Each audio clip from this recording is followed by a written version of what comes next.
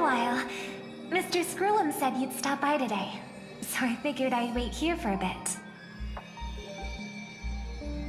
So this is the device for testing the divergent universe, huh? Oh, you've got the wrong idea. I may have taken some history electives back at Paperfold University, but I'm hardly the right person for scientific research. I'm here today on someone's behalf, to bring you a gift. Do you still remember the Holy Grail War we had back in Penacony?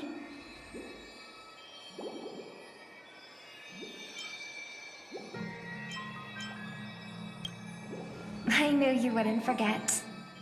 Even in a dreamland like Penacony, that was a once-in-a-lifetime experience. However, every time I think back to our adventure, some details get a bit hazy. That so-called Holy Grail is such a bizarre curio. Old Odie gave me this Holy Grail as a token of gratitude for everyone who participated in the war. I wanted to display it on the Radiant Feldspar. He agreed, wholeheartely saying, Whoa, whoa, whoa, whoa! What better decoration for the Radiant Feldspar than a cup set to grant any wish? Talk about grandeur! Mr. Scrollum was entrusted to neutralize the power of the Holy Grail. Now it's just an ordinary dream bubble, stripped of its wish-granting properties. I've always wondered, if the Grail really could grant you a wish, what would yours be? A wish, huh? Feels like someone asked me a similar question during the Holy Grail War.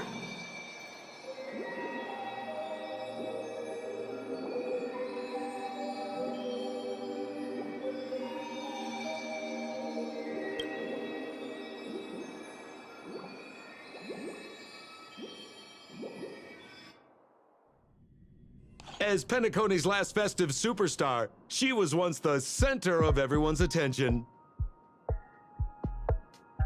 And now, with the unprecedented first Penaconian Holy Grail War about to kick off, she is back in the spotlight.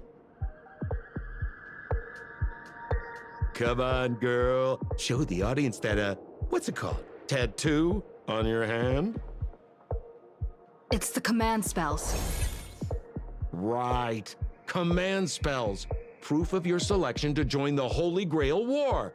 They say its power lets you command legendary figures from Penacony's history to fight for you. And now let's give up the floor to the star reporter of the Crystal Daily.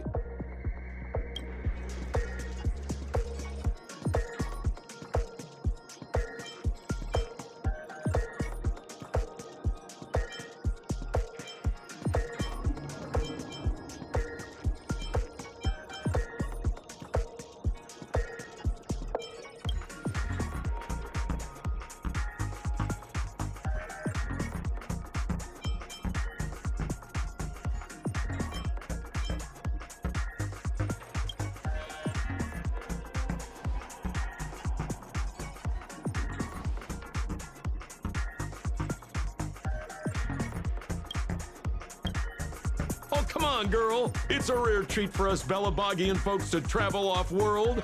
Running into an old friend on an alien planet. Aha, that's pure joy. Sure, the occasion might be a little weird, but don't tell me you don't recognize us. I promised Pitch Dark Hook the Great we'd record every thrilling moment of this trip to the planet of festivities for the folks back home. And here we are stumbling upon you being interviewed for the Penaconian Holy Grail War. I see. I was just wondering why someone else was taking my job, considering our channel secured exclusive rights to this interview and broadcast. Security? Clear the area. Hey, even the money-loving Alfalfa family wouldn't charge such a cute kid a licensing fee, right? Miss, consider it charity. Let this kid finish her social studies project. I mean, what's the harm in that? Assistant! Get these two out of here!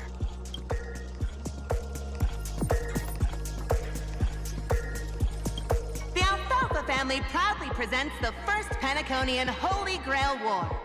We'll be following the Masters every step of the way, bringing you the freshest, most exclusive coverage. Before we continue our interview with the Nameless about the Penaconian Holy Grail War, let's cut to a quick commercial break. Ladies and gentlemen, I'm sure you've all heard the legend of the Holy Grail, haven't you? Across the vast cosmos, such tales abound. Seekers embarking on grueling journeys in pursuit of a miracle capable of turning their deepest desires into reality. Yet, only a rare few ever have the privilege of witnessing its existence firsthand. But today, I bring you all that very opportunity. I have brought the omnipotent wish-granting chalice, the Holy Grail, to Penacony. Of course, the right to make a wish is a privilege beyond measure. And like most competitions in life, if you want to claim your reward, you'll have to fight for it. The Holy Grail will summon heroic spirits, legendary figures from Penacony's rich history, and bring them back to life. And you, daring dream chasers, will become masters, commanding these servants in battle until only one survivor remains. Worried it sounds a bit violent? Afraid it might turn into another Tychean Robo-Ball competition with limbs flying and blood spattering everywhere? Fear not. Mark my words. In the sweet dream of Penacony, there is no such thing as death. Any violence you witness is nothing more than harmless spectacle. The only thing real is the prize of having your wish come true. After all, this is the planet of chasing dreams. Here in Penacony, anyone with a dream in their heart has a chance to make it a reality. Now, brought to you by the Alfalfa family and proudly sponsored by SoulClad, the high-stakes battlefield where dreams are on the line. The first ever Penaconian Holy Grail War. Let the games begin.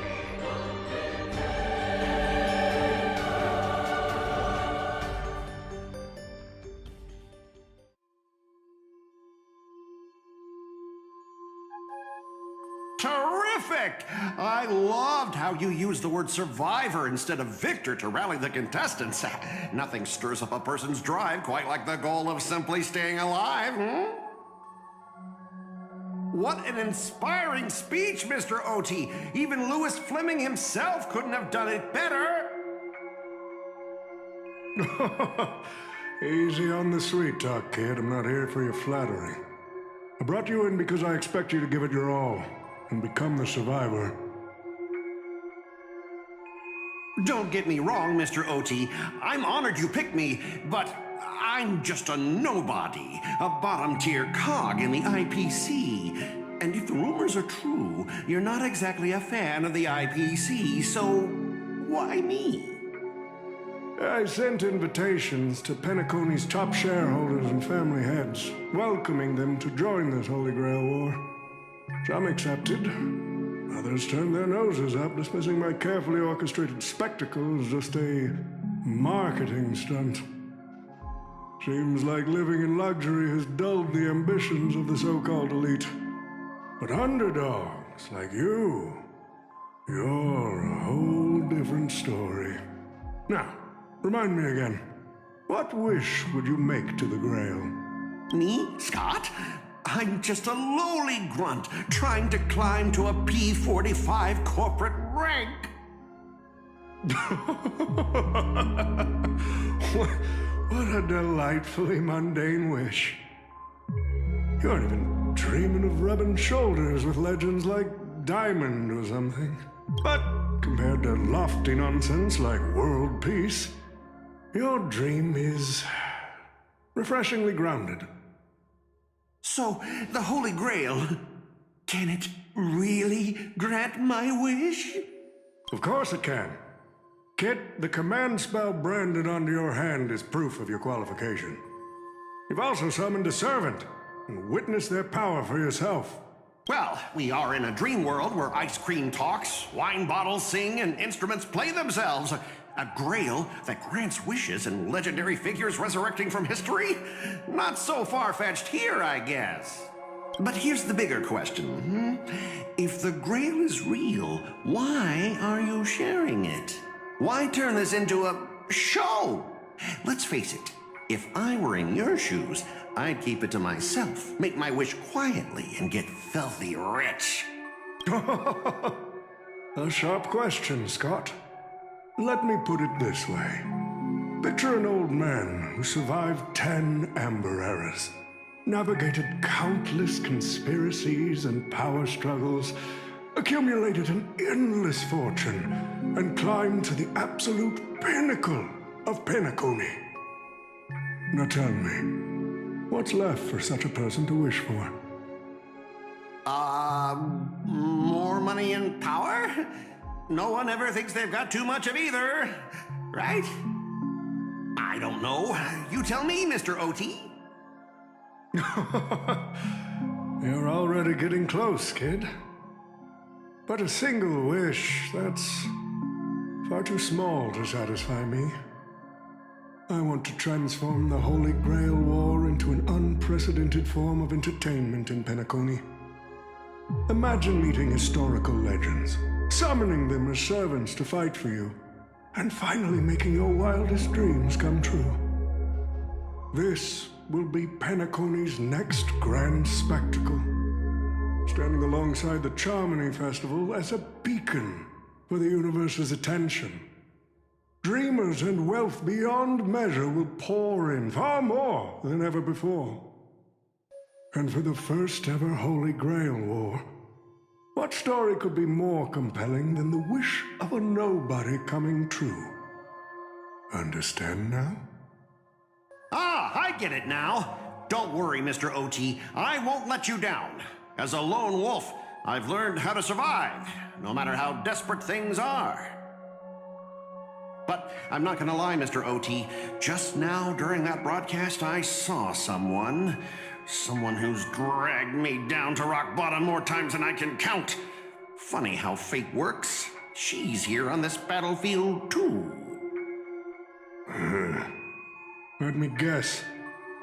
You mean that Nameless from the Astral Express? A real showboat and a tough competitor, I'd say. Oh yeah, in terms of pure strength, the old me couldn't compete with that monster and her crew.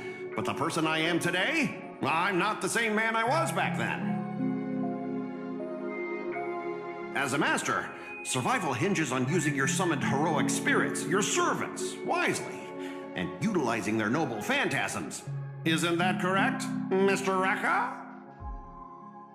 While the Holy Grail War is ongoing, please address me as Greedy, producer.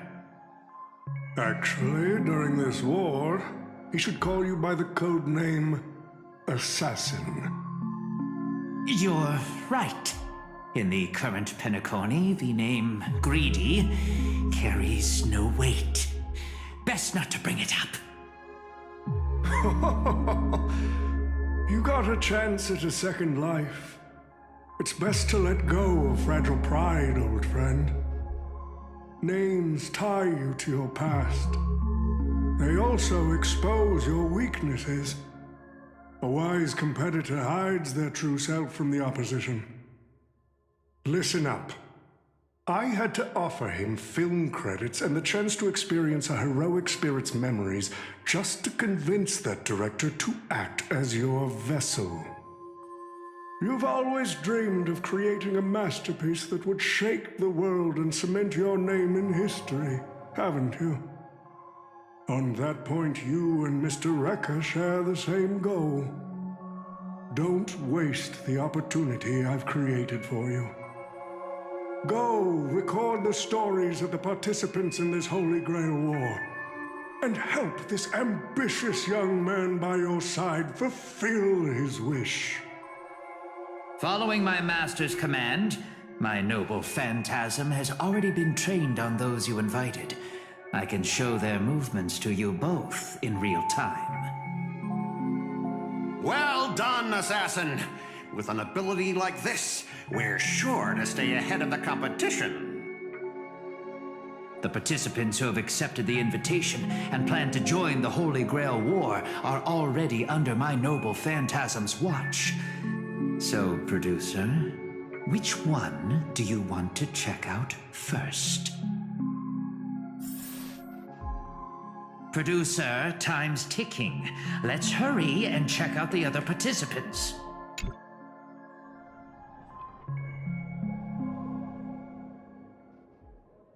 But what's even more Penaconian is this omnipotent wish-granting chalice. Well, listen to that. Doesn't it sound like a cheap business scam? Only someone from a backwater place like Eurilo 6 could be fooled by a trick like that.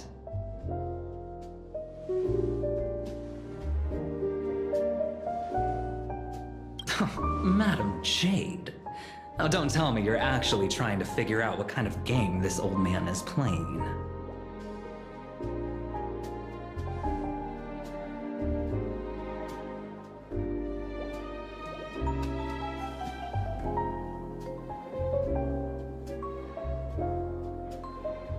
Fascinating. Well, people with real power wouldn't waste a second of their time on something like this. I mean, who would lower themselves just to entertain him? And if this so-called Holy Grail turns out to be nothing but a marketing gimmick, then things are gonna get really interesting.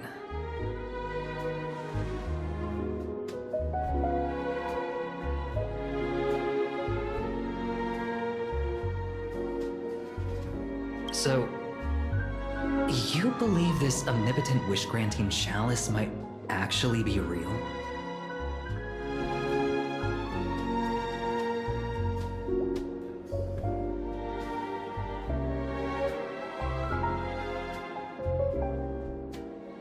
So does that mean you're interested in accepting the invitation?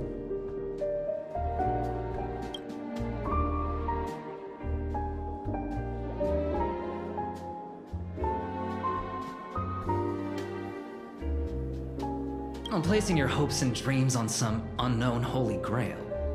It's like dousing yourself in oil and diving straight through a ring of fire. Doesn't look promising. But it'll be one hell of a show.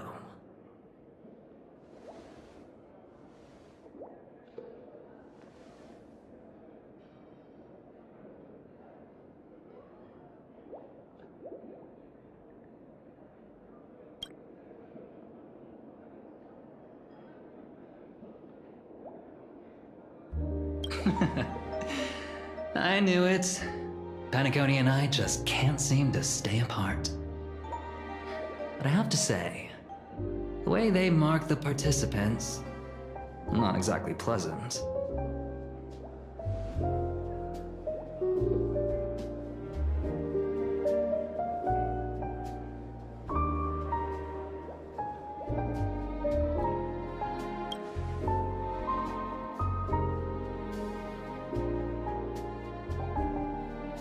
As you wish. Wait, you're telling me the Strategic Investment Department is joining too? What's wrong, Mr. Scott? As a member of the Marketing Development Department, their reach shouldn't extend to you, right? That's right, Mr. OT. Besides, with you backing me up, even Louis Fleming... Let's just let Louis Fleming rest for now. Mr. Scott, the IPC is just one of many choices in this vast cosmos. Sometime... Mr. Pom-Pom, it's been a while. Now that's forking hilarious. Girl, I know my identity's a little touchy, but here in Dreamflux Reef, just call me by my name, all right? It sure has been a while since we last saw each other. Not since that monkey raised hell here. How'd your agent even let a big-time star like you put on a street performance like this? A true singer doesn't only perform for the ones who can afford front row seats. But you, Mr. Boothill, your appearance here means something big's about to go down again in Dreamflux Reef, doesn't it? Hey now, don't go making me sound like some kind of walking disaster siren. You've heard of the Holy Grail War, right? The ads are everywhere, and nobody in Penacony could have missed it. Wait, are you telling me you're joining the Holy Grail War? Oh, why do you sound so shocked? Am I not supposed to? That's not what I meant. Or maybe that is what I meant. As far as I know, only the family heads, IPC execs, and the Astral Express crew received invitations to this Holy Grail War. Basically, the decision-makers of Penacony. And ain't I Pom-Pom, a member of the Astral Express? That's not what I'm saying. Relax. I'm just messing with you. For some reason, that old man went and sent an invitation to Dreamflux Reef, too. Micah figured things might go down the same way as they always do. The folks up top have their fun, and the people below take the hits. So, he sent me the invite.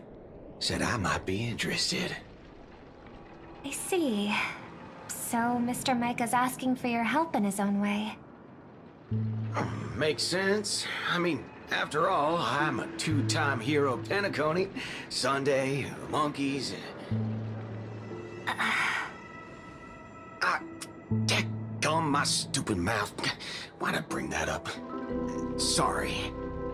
Listen, I don't care about any muddle-fudging Holy Grail, but a Holy Grail War. Now that sounds dangerous. Yeah.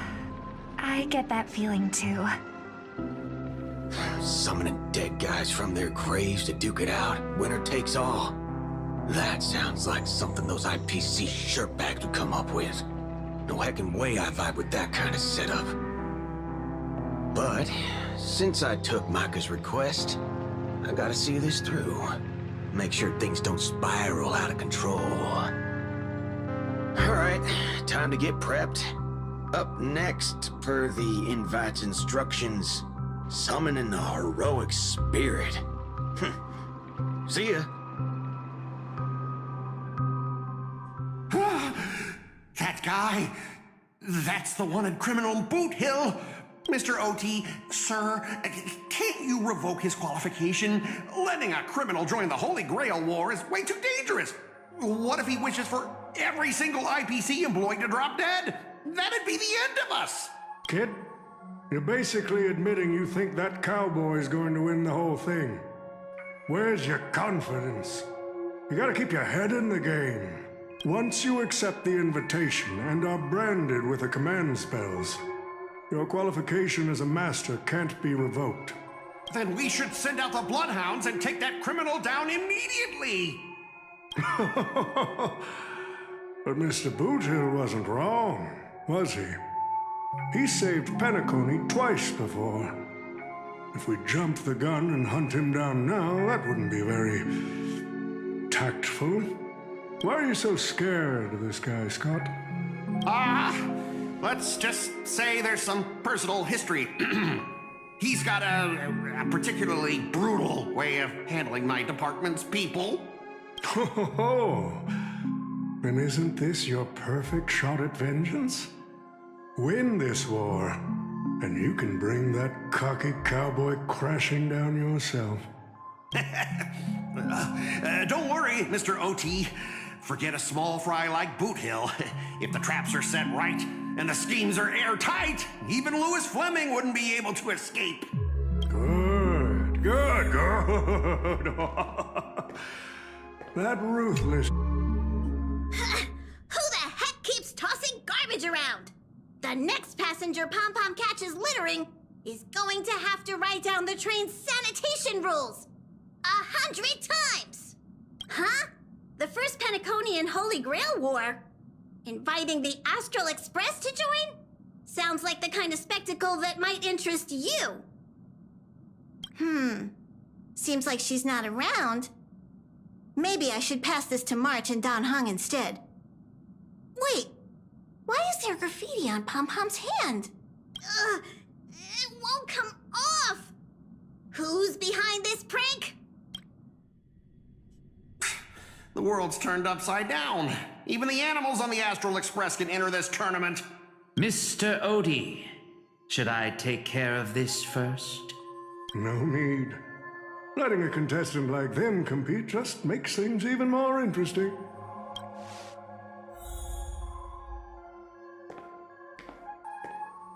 The stage is set, and the characters are all in position.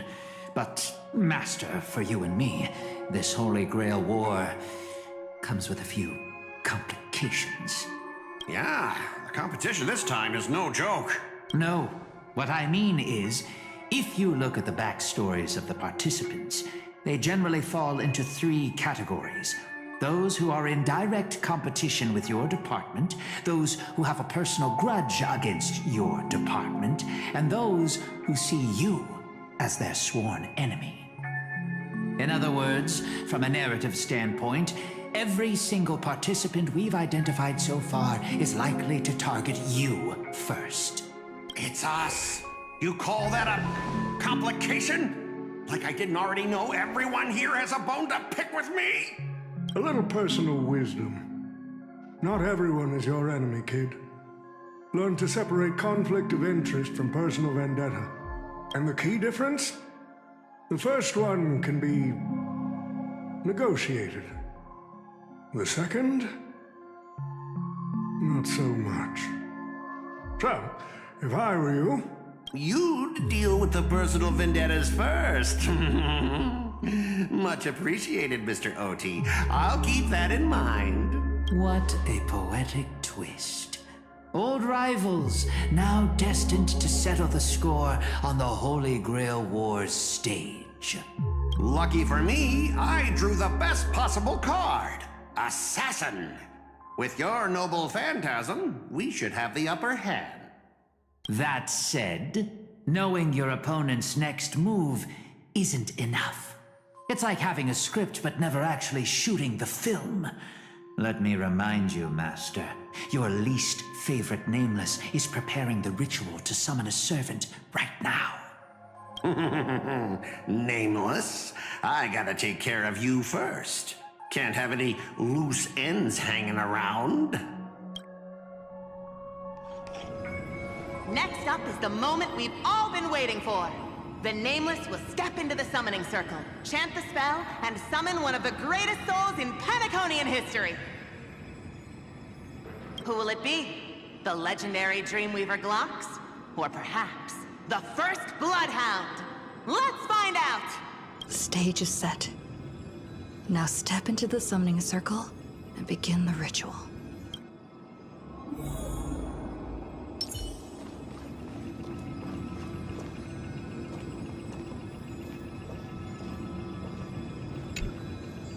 All right, let's begin. Heed my words. My will creates your body, and your sword creates my destiny. If you heed the Express's whistle and obey the crispy, crumbly pom-pom pie, then answer! I have not come to bring all the good in the world, but I am fated to perish, defeating all evil in the world. 7 souls flowing from the Amber Lord's stony heart.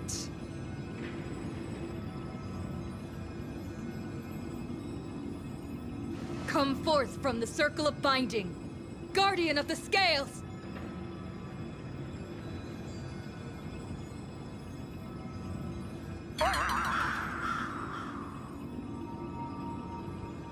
So? Where's the servant?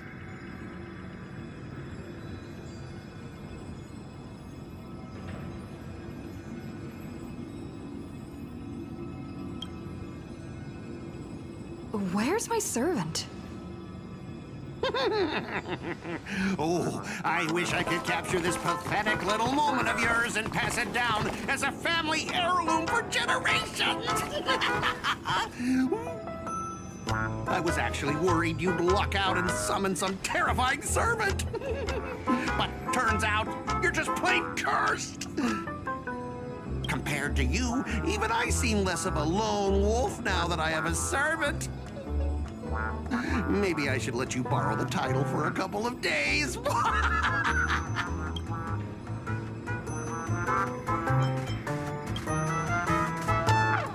You think you can take a cheap shot and beat me just because my summoning failed?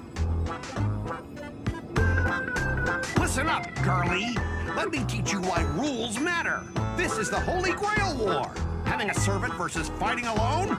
That's the difference between wearing power armor and charging in shirtless. Let's not waste time. Your summoning ritual just flopped. This is the perfect moment to serve you every ounce of humiliation you once dealt me, with interest. But hey, I'm a fair guy. Since you failed to summon a servant, I won't use mine to beat you either. Boys, go get him. Special Scott! You never said the enemy was this strong! Don't forget to file my overtime pay! You idiot! Hold the line! Show me what you can do. I'll give you 5 seconds. Never hesitate! Trap! Please cherish this time, as you wish. I venture forth forever. Triumphant! Victory is inevitable! Guide with Rainbow Bridge. Don't fight, so I'll take it on.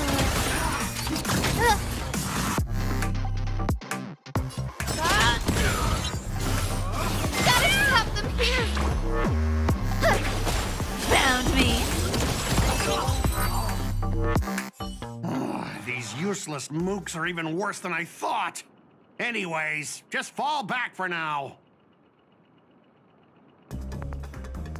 Scott, that's all you've got? Guess it's my turn to hunt you down now.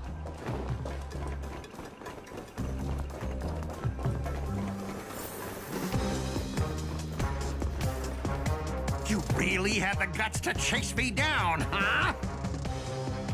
What a shame. Your Holy Grail War ends right here. Target is in position. Ready, assassin? Ready to roll, producer. A blood-splattered interstellar slasher comedy. Action! What are these things? Just some disposable extras. Watch your mouth. You're very valuable to me. The future is great, so may the wait. I shall remember this moment. You want to take advantage? Come to me! Found me. Root here. Guide with the rainbow. The future is great. Embrace a new life. Life is not so darkness with me. Until I yell cut, these extras will keep performing forever.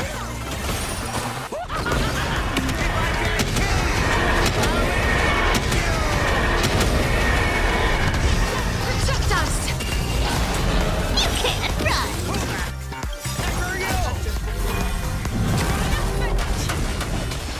Victory is inevitable!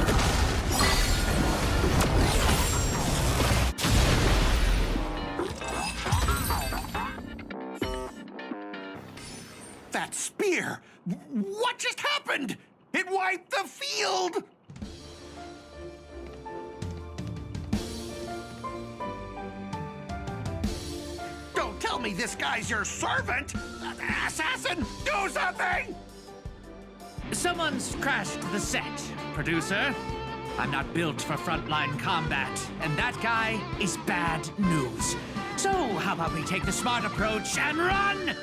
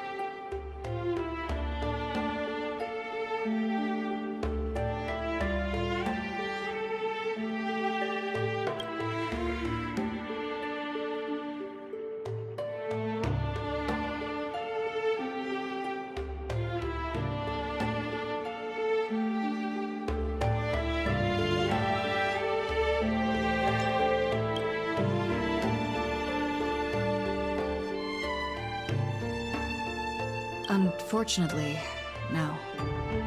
It was completely destroyed.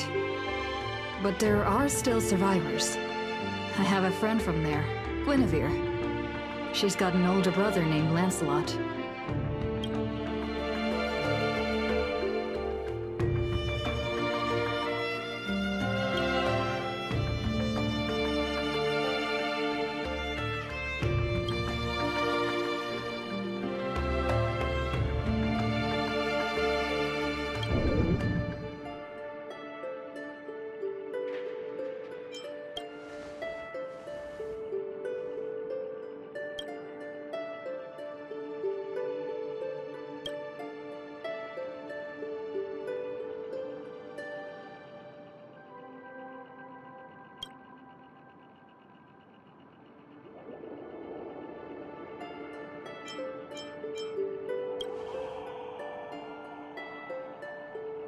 Come on, I'll take you to try the local specialty.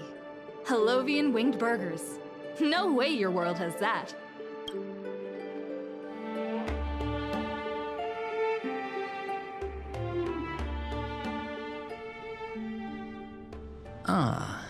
I've always been a gambler, teetering between bad luck and incredible fortune.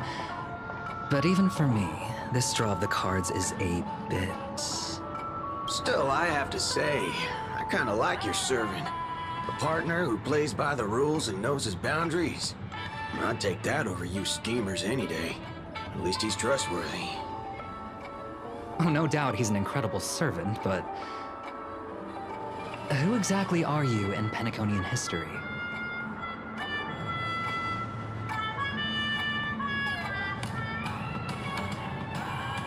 Oh, looks like, well, just like your servant, he's from another world.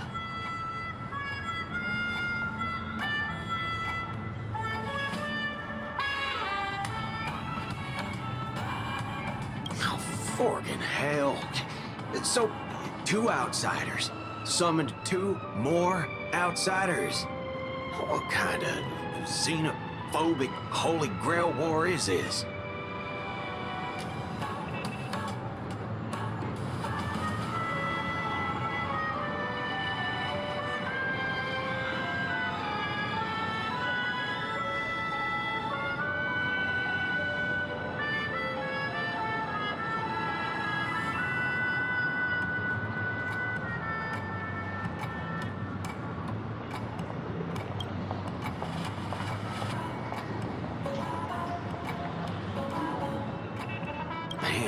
All I asked you to do was a little recon.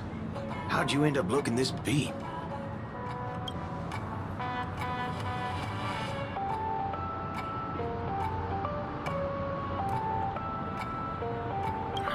For gray hair.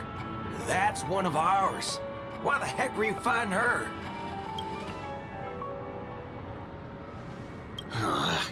Guess we'll have to clear up that little misunderstanding when we meet. Huh? You said her heroic spirit is like you guys.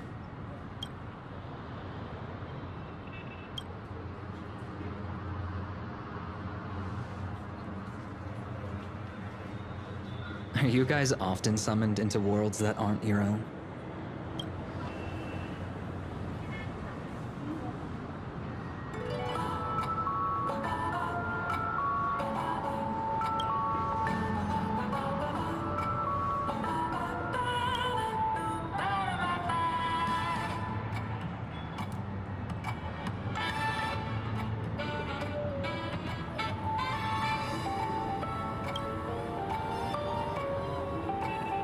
Okay, what do you mean by a wrong Holy Grail War? Do you mean that in your world, the Holy Grail War is a common ritual, but in our world, old Odie completely botched the process?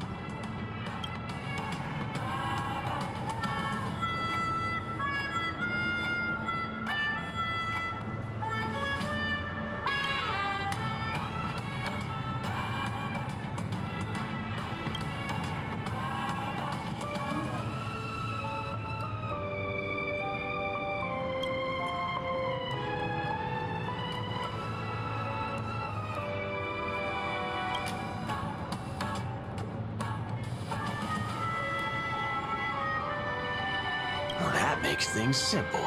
We just find the muddle fudger behind this Holy Grail War and drag them out into the open.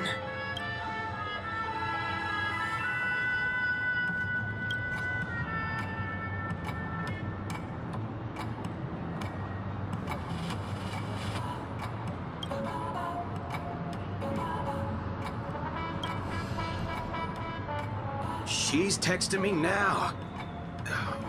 What the fork? These lines. Did she just get possessed by the Night of Beauty? Whatever. Not the first time she's acted like this. What? Already hitting you up for revenge? Nah, she wants us to meet at Clark Studios theme park. Says she wants to talk about an alliance.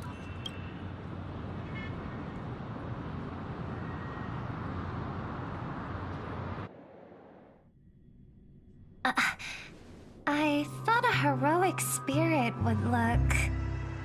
I don't know... more special? This isn't quite my true form, but I'm afraid this is the only way I can appear before you. Summon at your request. I am... Castor. I would of course prefer to be honest with you, but every time I try to say my own true name, it turns into this. Dissonance? But that's your name. It was. But it's been trademarked, copyrighted, owned by someone else. I'm sorry, Master. Just call me Robin.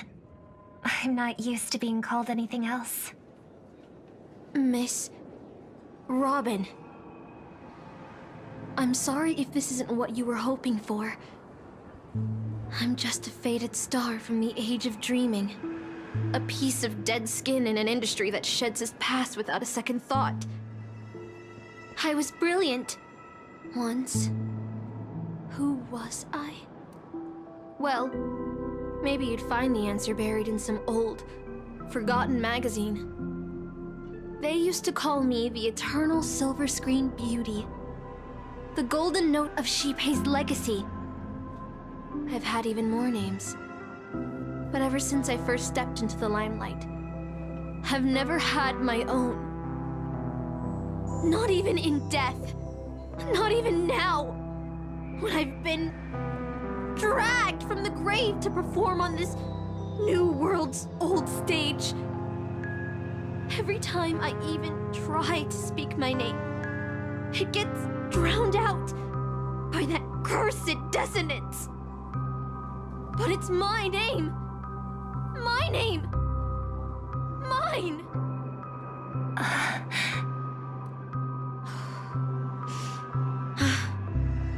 I'm sorry. It's okay. Let it out. I get it. Sometimes I want to lose control too. When we're on stage, under the spotlight, performers like us have to keep our composure. Since you can't use your real name, what should I call you? Caster. That's the title the Grail assigned me. No, I don't like that. I want a name you chose, not a name that was chosen for you. Thank you, Miss Robin. Then, call me Miss Note. For now. Funny. I don't remember being this emotional when I was alive. Maybe my fractured spirit origin is affecting my personality. No true name. No noble phantasm. Just this ridiculous talent for theatrics. But I'll do what I can. However little that may be, I'll fight for you and myself to earn a chance to wish upon the Holy Grail. You want to win? To me, the only real victory is making this war disappear. And that's something weapons can never achieve. Only song can do that. But people always remember the ones who win wars, never the ones who try and end them. Whether you want to end this war or win it, you're going to need allies. No performance is complete with only the lead on stage. I know. I was just thinking the same thing. Out of everyone in this war, there are at least 2 people I can trust. I've already invited one of them, and I plan to lay everything on the table for her.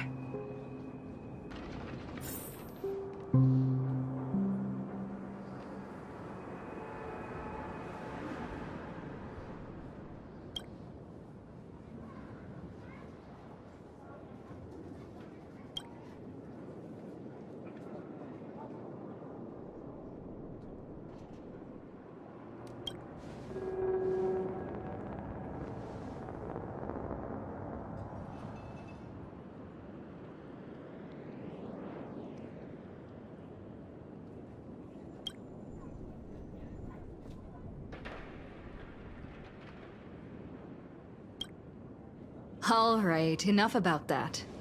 Let's find something to eat. Listening to your stomach rumble is making me hungry too.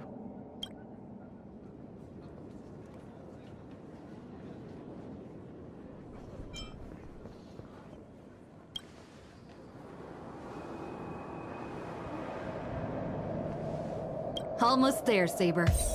Up ahead is the Dreamscape fast food restaurant.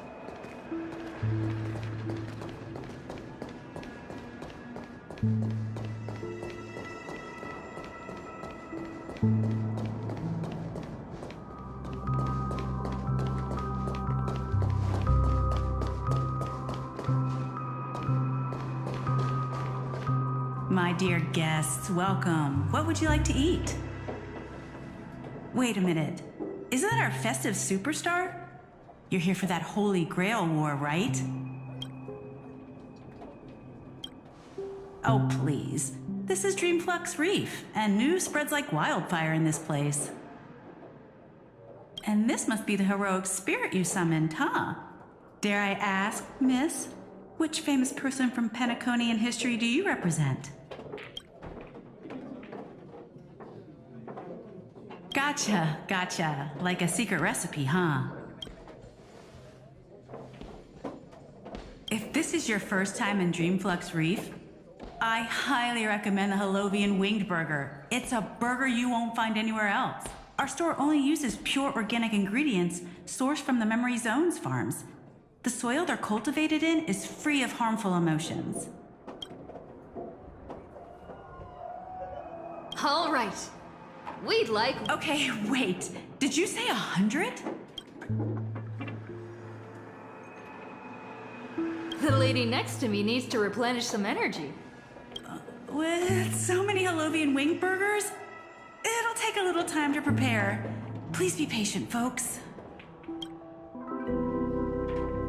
So, Saber, what wish would you make to the Holy Grail?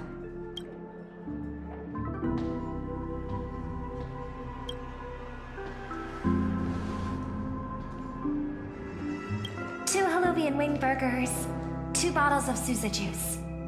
Miss Snow, is that okay? Of course. But I'm afraid this isn't exactly a quiet spot to dine. We have a rather noticeable servant in front of us.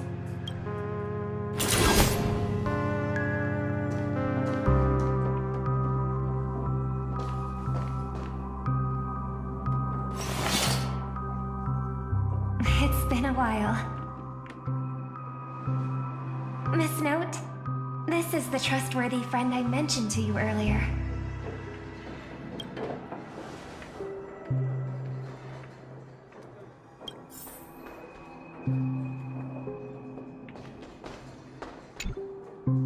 Excuse me. Could you please put their meals on my tab as well? Also, make sure we have a quiet dining experience. No interruptions from the other guests. I'll leave an extra tip for that. All right, you can rest easy. No one's gonna bother you while you're eating. Miss Servant, over there? Could you turn down the murderous look? If your hand's always on your sword, I'll have to step in to protect Miss Robin.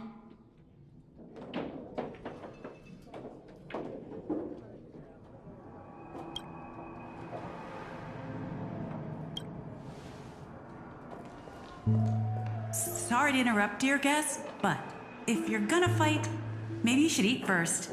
Your Halovian Wing Burgers are ready. So, let's eat first? Agreed. You two ordered all of this?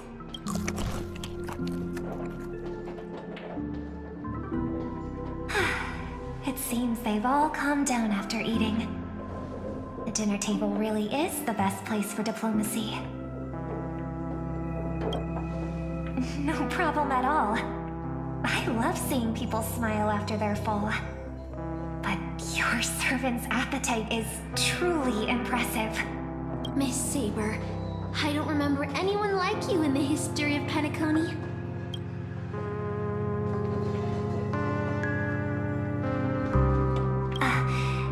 I don't quite understand what you mean.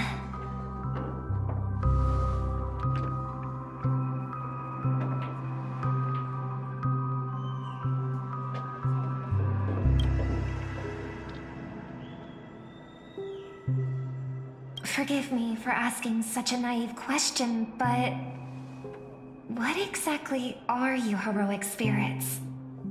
Are you truly the souls of historical figures who have passed?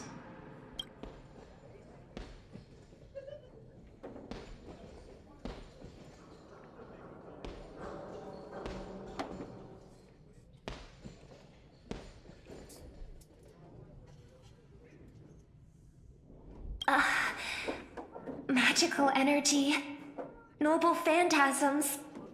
Do these things really exist?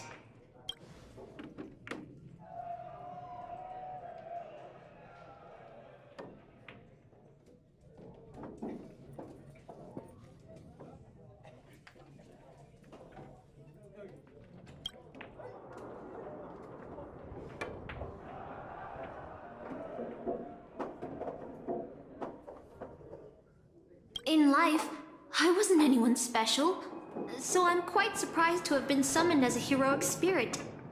I don't have the sense of security that Miss Saber has, nor have I even retained my true name. I honestly don't know what a servant as weak as I am can do for my master. Miss Note.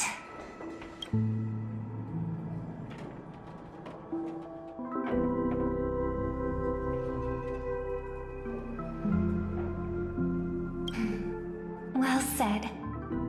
My brother once told me that Penacony is a land of empty legends and no true heroes. To him, the historical figures of Penacony, the legendary heroes, are all just half-truths. Images created by later generations, like products in a store window. Even their dreams turn into reality TV prizes.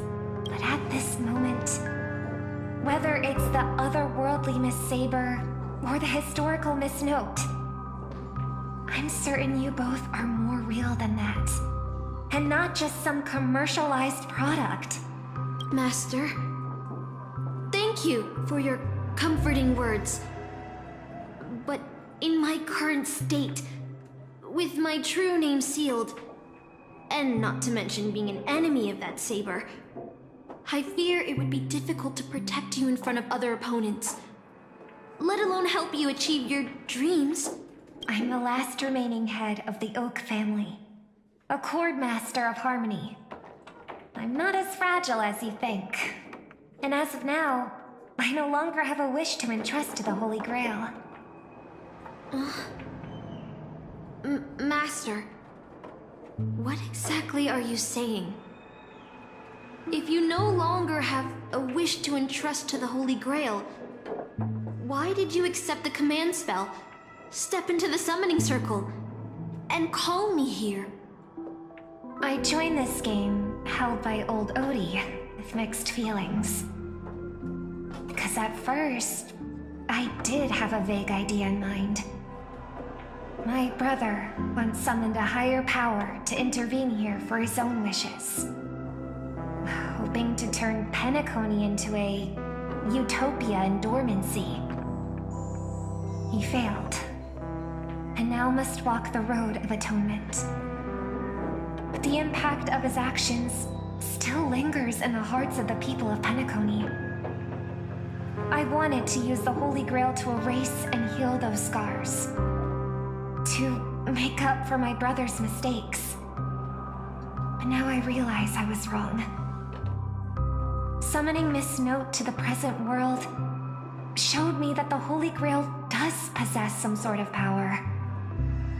And entrusting my vague, unclear wish to an unknown entity would lead us down a very dangerous path. Regardless of my intentions, my wish is still selfish. It's no different from my brother's wish. I'm sorry, Miss Note. But the moment I summoned you, I realized my true feelings. The people of Penacony are not so weak that they need Enna's dream to save them. I shouldn't ask the Holy Grail for anything. What concerns me more is... what exactly does old Odie want to use the Holy Grail for?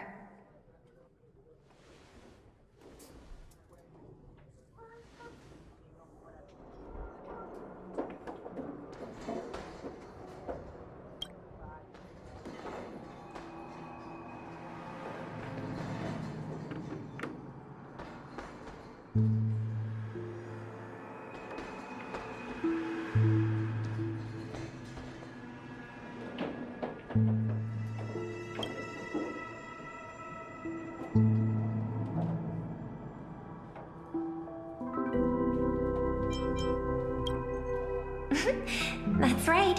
Exactly. From what I know of old Odie, he won't stop this game no matter what. So I want to form an alliance with as many participants as possible. Until we clearly understand the true nature of this Holy Grail war and the power of the Grail, we shouldn't make any wishes too hastily. You're a worthy successor of the Oak family, Master. But I think your plan for alliances is a bit idealistic. Each participant and their servant have their own desires. And until the final winner is decided, no one can guarantee that your trusted friend and her saber won't turn their blades on us. But, for now, I'll follow your lead. However, if the situation changes when trying to form alliances with other servants, I'll make my own decisions. Huh? Boothill just sent me a really long text message. I got one too. Was it a mass text?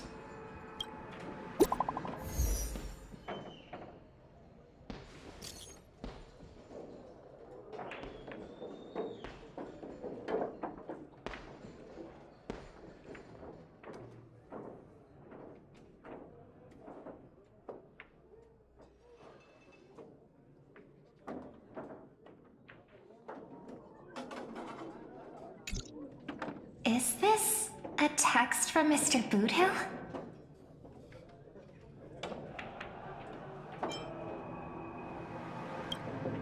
Putting the content aside, Boothill isn't exactly good at typing, let alone this kind of formal letter format. See? Peace is just the interlude in a war. That Boothill. He's probably already been taken down. No, he's a seasoned warrior. There's no way he's out this early.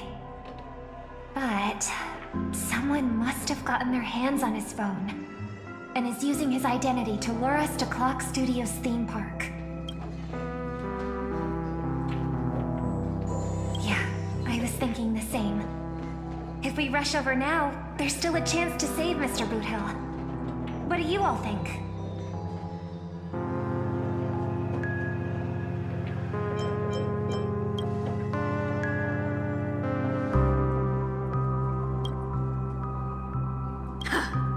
Then let's head out!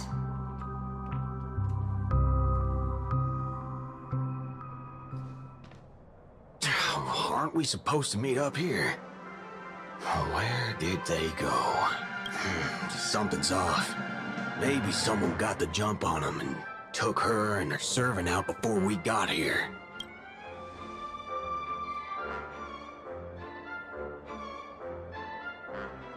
Or maybe our old friend is concerned about an IPC employee showing up. So they're lurking in the shadows to assess us. All past enemies can still become present-day allies. Am I right, cowboy?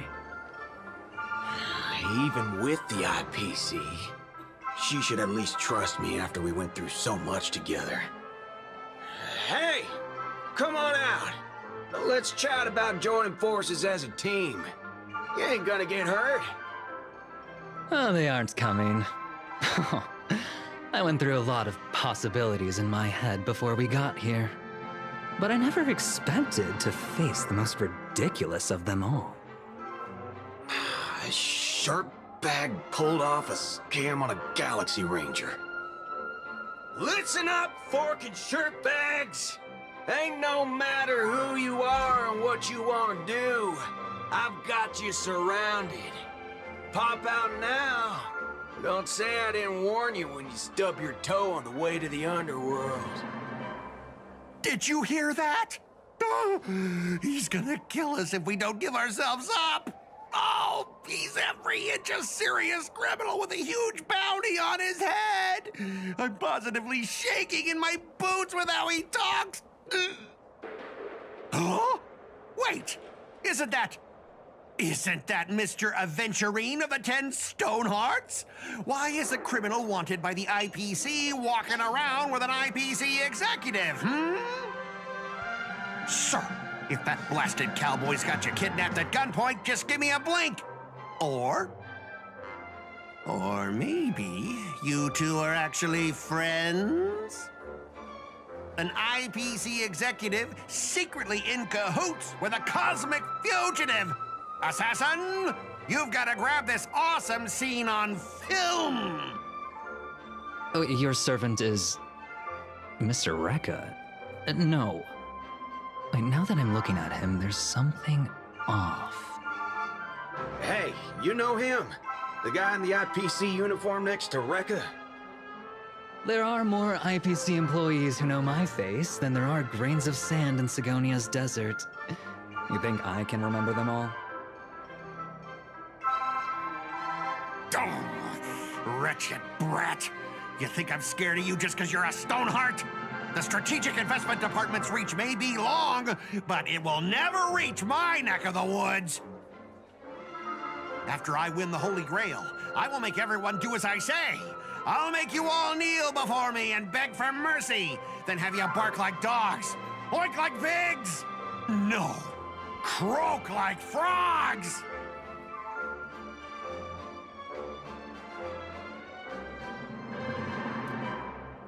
So old Odie even sent invitations to your department? But I thought you folks barely stationed anyone at Penacony. Unless your name is... Huh? Oh, have you actually heard of me? Never mind. There's no way I'd ever remember the name of some nobody. Ha!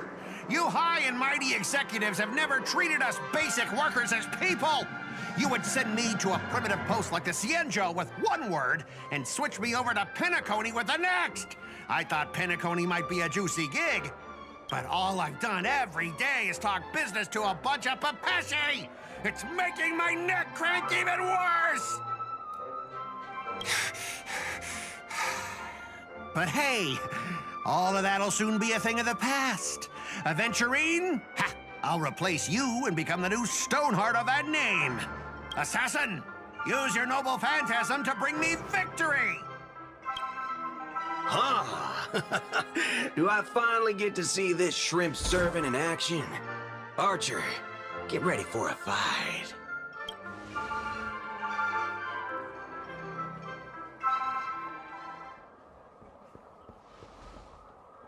The filming has begun, actors. Take your positions. Let the camera roll. Let the film spin. And let us return to the silent horror picture show. Ready? Action!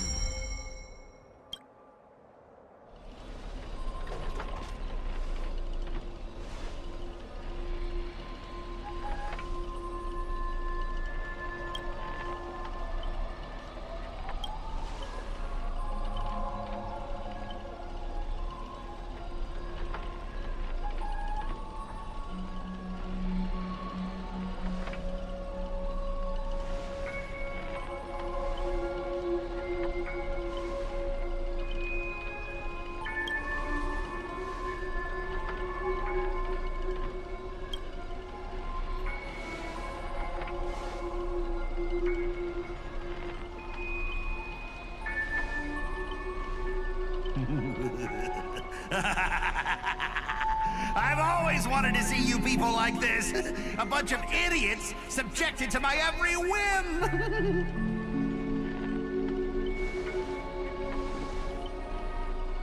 And why have you been reduced to this, may you ask? Because now I am the protagonist. You extras will never be treated in the same way as me. I can't wait to hear what kind of petrified screams you'd be making in this horror show. Oh, wait. Oops, I forgot. No one can hear their own screams in Assassin's noble phantasm.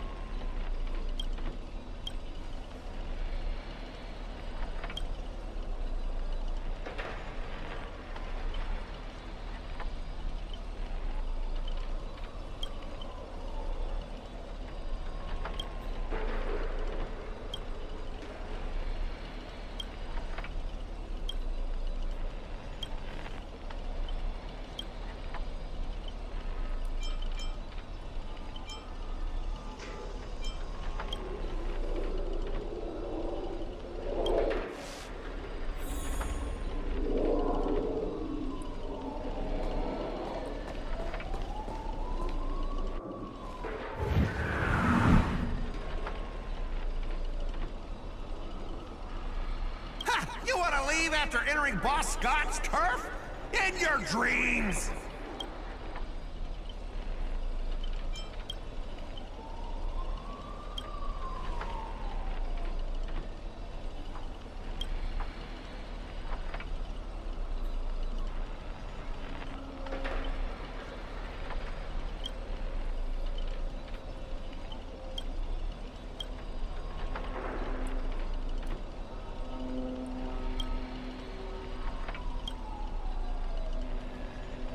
Supporting characters with no voice dubbing shouldn't waste the audience's time with your lines. Ready?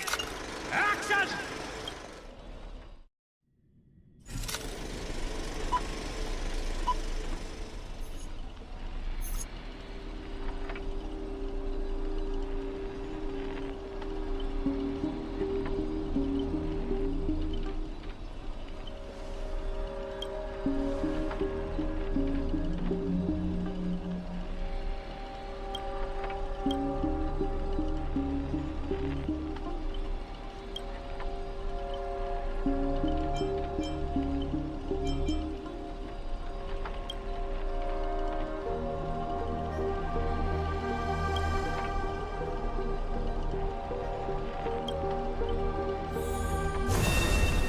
Emerge from your cocoon.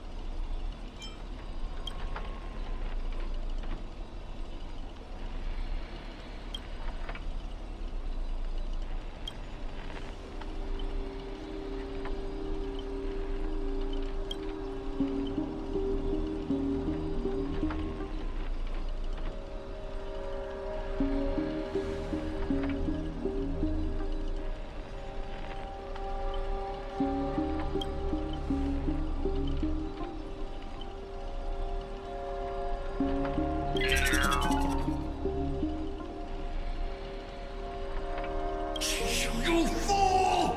How did you let your true name slip like that? Isn't that supposed to be a heroic spirit's greatest weakness? Assassin!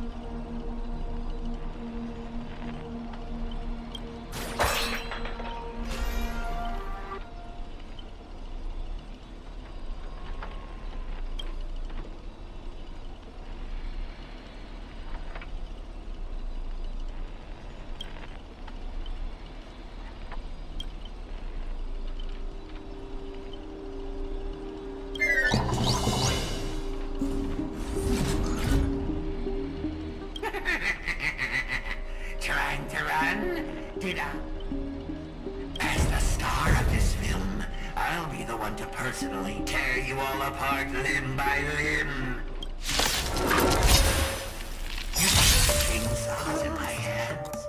With assassin power, these two poison saws can cut 3 times with the blink of an eye. That's 6 cuts in one go. I can feel Thor's chainsaw reversal. Even if you turn into a swallow.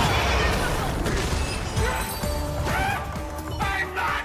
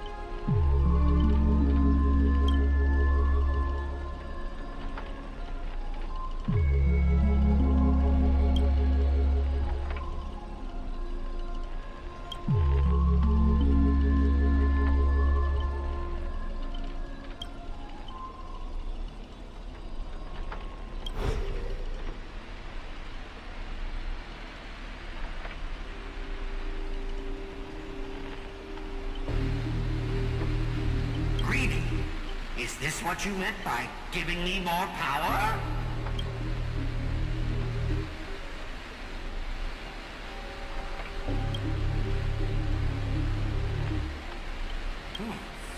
I'm all fired up! Now, I will take back everything you took from me. You shall pay tenfold, no, 1,000-fold!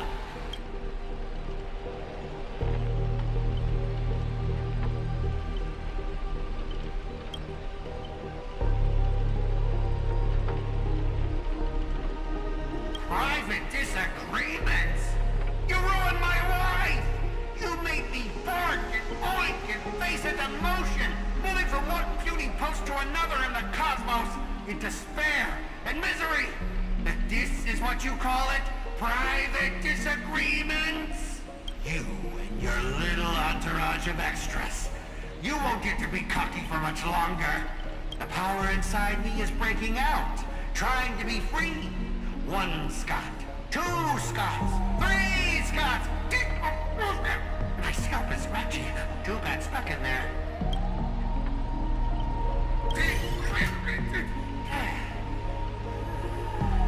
Fear me, mortals, for I am everywhere. In your dreams, in your shadows, right behind your back. Now I, the Lord of the Wolf Pack, the 1,000-faced Scot, will devour all!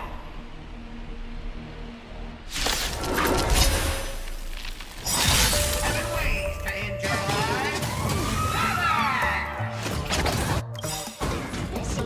Dorothy shows the overwhelming strength of That won't do. You're lost. Show me the way. Thank you. Stay safe. Come to me. The fear is not fear. Too close. Found me. I venture forever. Triumphant!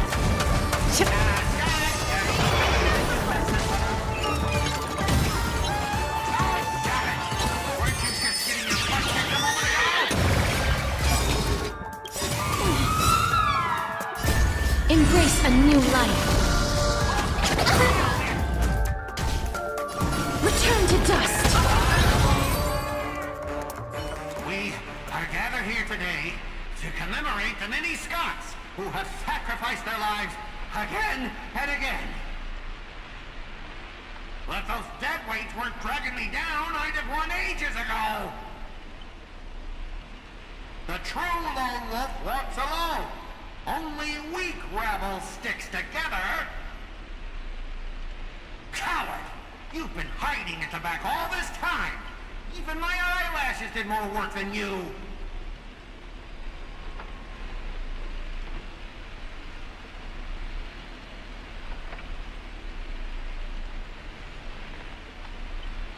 Greedy! Do you still even want the Holy Grail? Go change the script on the fly! Move the stage props! Give me more power! Let me crush them all! Crush them in the palm of my hands like a true villain!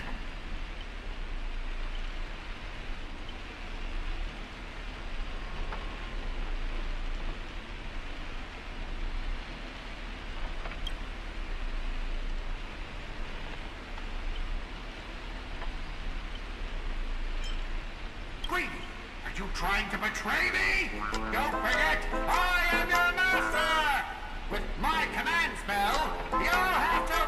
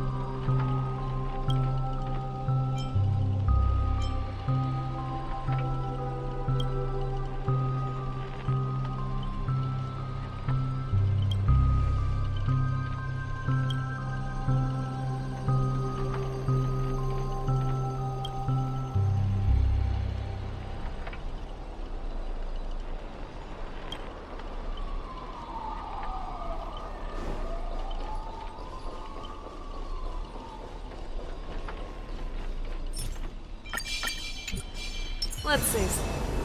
Ribbit, evil spirit, why do you despise human soul? Is there not a single ounce of love or compassion in your heart, Ribbit?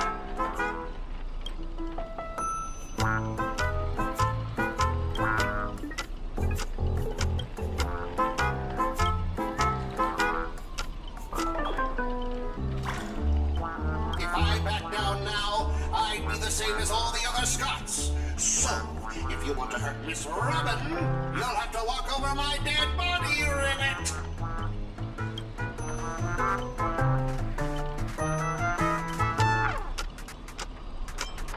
Old foe, you've arrived just in time. Help me! Doesn't matter if you want to punish me later or demand an explanation. As long as Miss Robin is safe, you can do whatever you want with me, Ribbit.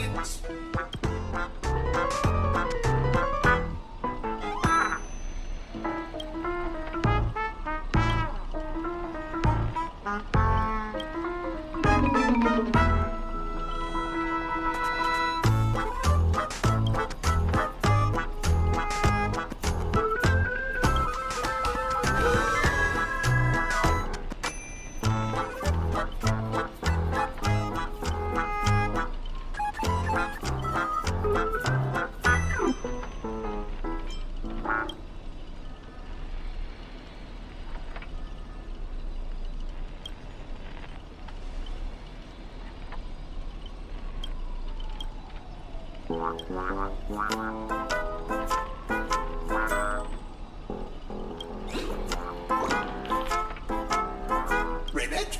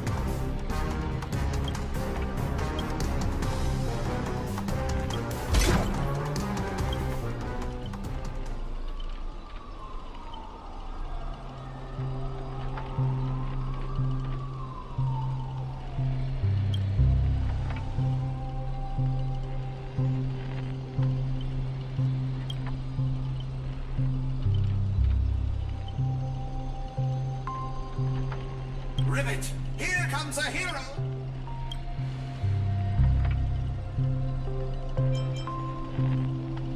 Greedy split my consciousness into countless fragments in the previous battle, just like what happened to Miss Robin.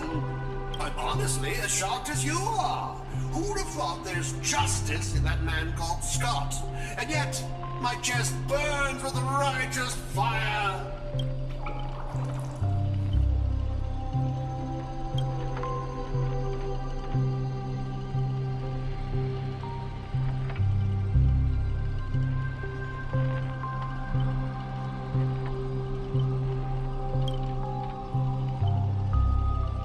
Then, I thought, what if this is all part of Scott's plan?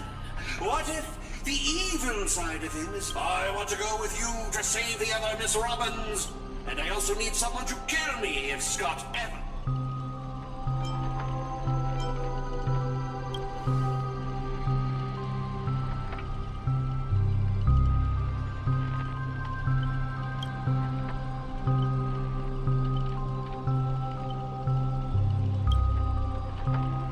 To honor the trust placed in me, I will never bend to evil, Ribbit.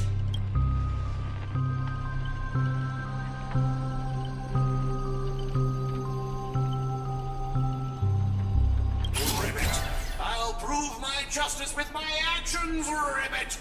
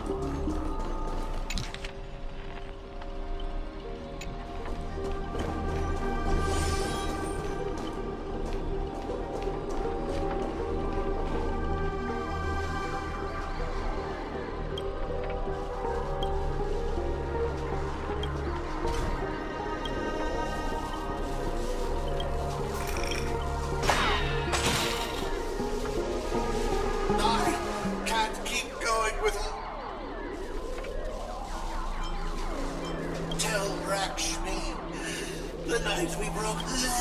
There's no such thing as a Scott. Justice is a part of the name. It doesn't mean director. Heal me up. I worked so hard to lead them into the trap, and now you're shooting me in the butt.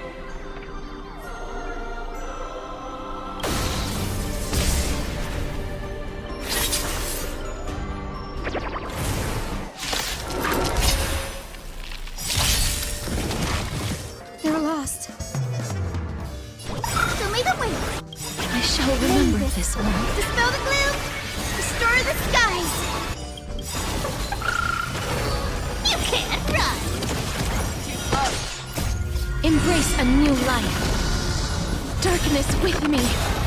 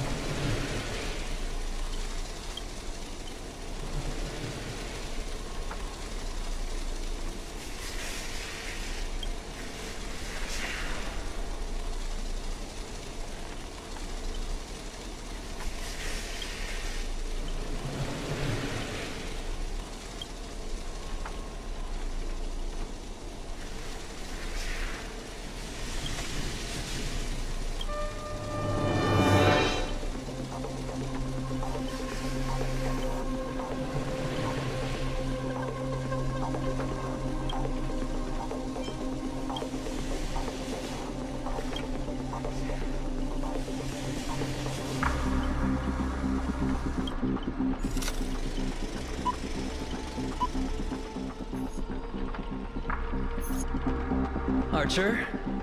As my servant, you'll come with me, right?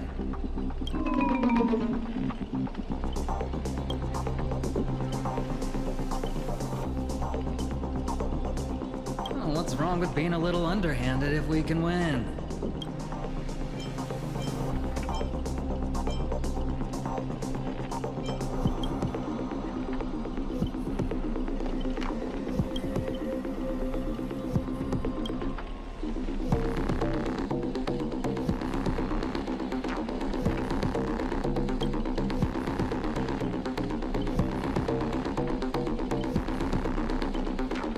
So you still refuse? You know, I should use my command spells to force you into submission, but I hate brands on the flesh that bend someone to another's will. If staying with them is your wish, then so be it.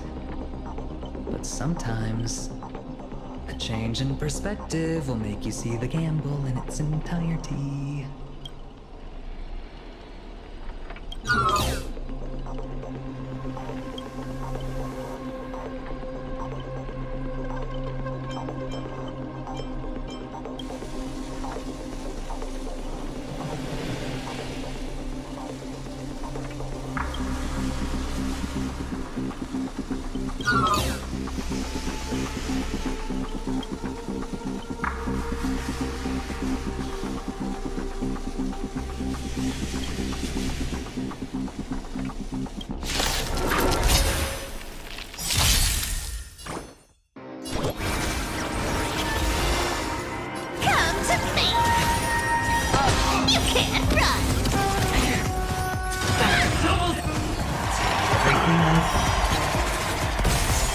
Show me what you can do. I'll give you 5 seconds. The fear is not fear.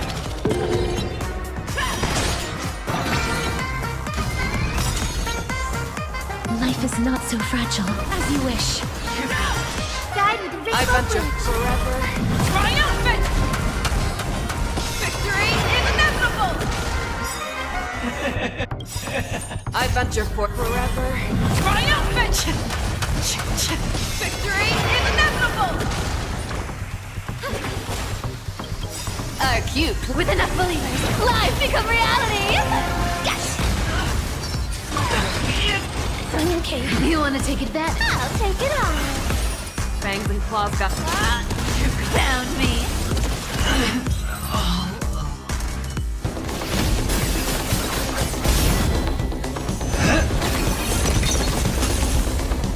Are you seeing the enemy's position now, Archer? Now it's time to put an end to this!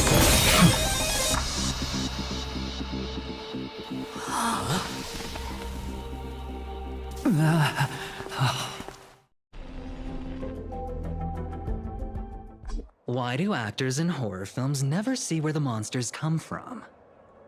Why do monsters keep popping into the frame as long as the film is rolling? It's because the true monster is born beyond the set. The director's lens is the real cradle of terrors. Your presence concealment skill is simply a manifestation of the theatrical rule that characters in the story cannot see the cinematographer filming behind the lens. But monsters are different. They are the soul of horror films.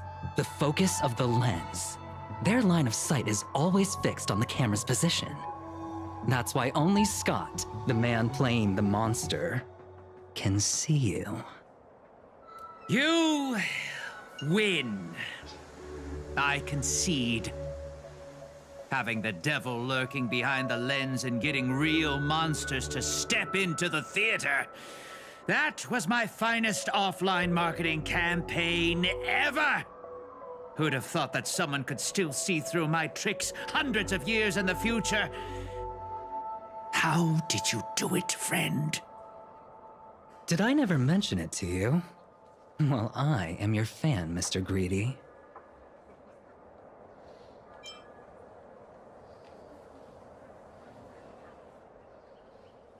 A director of flops from centuries ago, catching the eye of a big shot from the strategic investment department. Thanks for the compliment, but that was a pretty bad lie from you. Oh, have more confidence in yourself, Mr. Greedy. After I stumbled upon your first movie, curiosity led me to dig through the archives of Greedy films.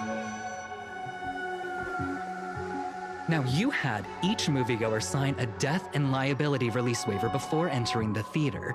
And you released Memory Zone memes into the theater at intermission. Oh, these interactive marketing tactics were way ahead of their time. You could smell out exact market demands and deliver maximum impact with minimal resources. Oh, had we met back then, I would have made sure to secure a spot for you in the marketing department. I'd rather not be recognized for those achievements. You could have been rolling in riches. But you poured everything into filmmaking to create something you loved. You're a director worthy of respect for that alone. But what you've done is unforgivable. The watchmaker said almost the same thing to me back then. But like I said, I concede. I have no talent and can't create true art. I've come to terms with that after dying. Then could you tell us old Odie's plan? If he truly wanted to achieve his wish, he could have easily hired a few masters to stage out a variety show with a rigged outcome. But he deliberately gathered a group of uncontrollable individuals to participate in a Holy Grail war that might never even happen. Mr. Odie gave me a backup plan before I came here. When I lose, I'm to humbly admit defeat and invite everyone to the Grand Theater. Mr. Odie and the Holy Grail will be waiting for you there. You'll hear all the answers from him. And you, my fan, this little behind the scenes is just for you. I believe the reason Mr. Odie reached out to you all is simple. You'll bring in higher ratings for this show. There's nowhere in Penacony more fitting for a grand finale than the Grand Theater. Oh, Mr. Boothill, why are you looking at me like that? Didn't expect someone like you to be that Fudger's fan.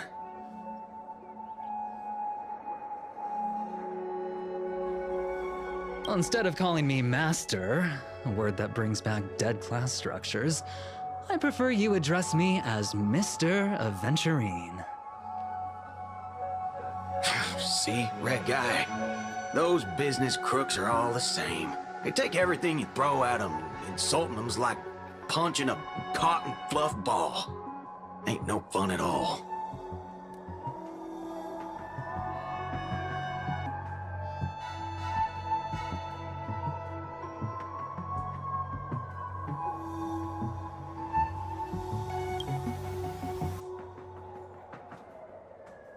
I'm going with you. It doesn't matter whether Miss Node is now friend or foe. I will bring her back.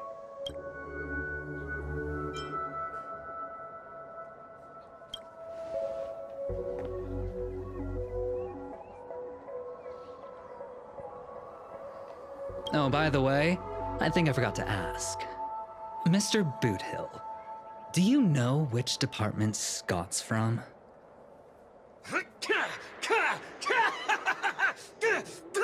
Whoa, yeah!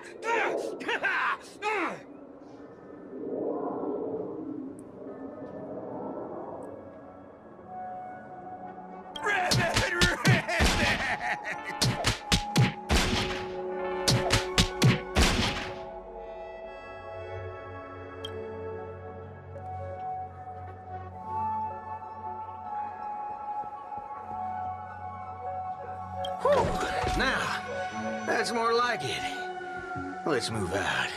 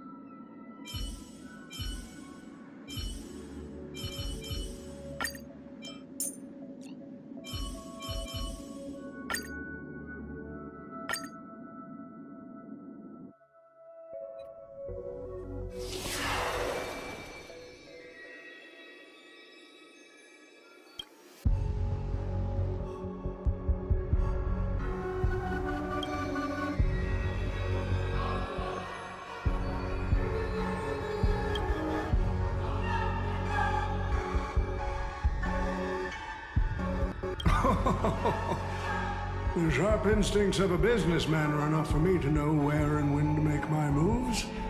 And the Holy Grail has told me everything I need to know. You are the servant of that Galaxy Ranger. I didn't think your nose would be even sharper than the Bloodhound family's minions. Is it really wise for you to charge in here on your own instead of loyally staying at your master's side? That cowboy's in quite a pinch right now and would appreciate a speedy rescue.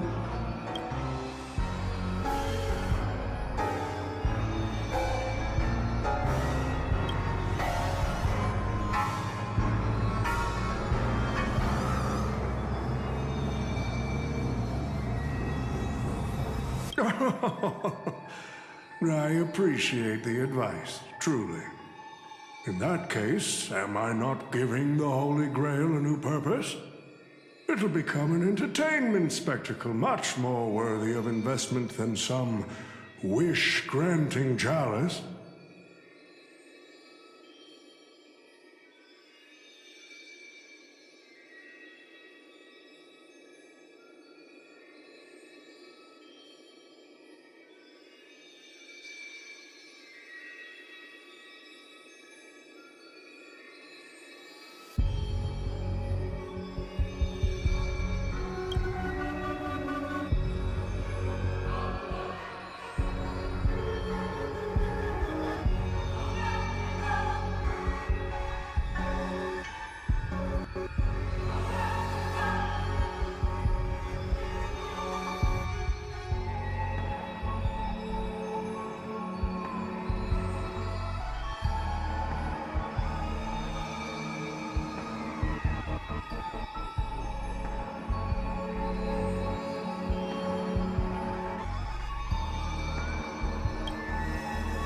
Quite the impressive insight, servant from another world. Your presence here was certainly a surprise to me, but you and your friends are needed. The Holy Grail needs more efficient fuel. And that means you. Miss Note? No. It's time for you to show Penacony your true charm.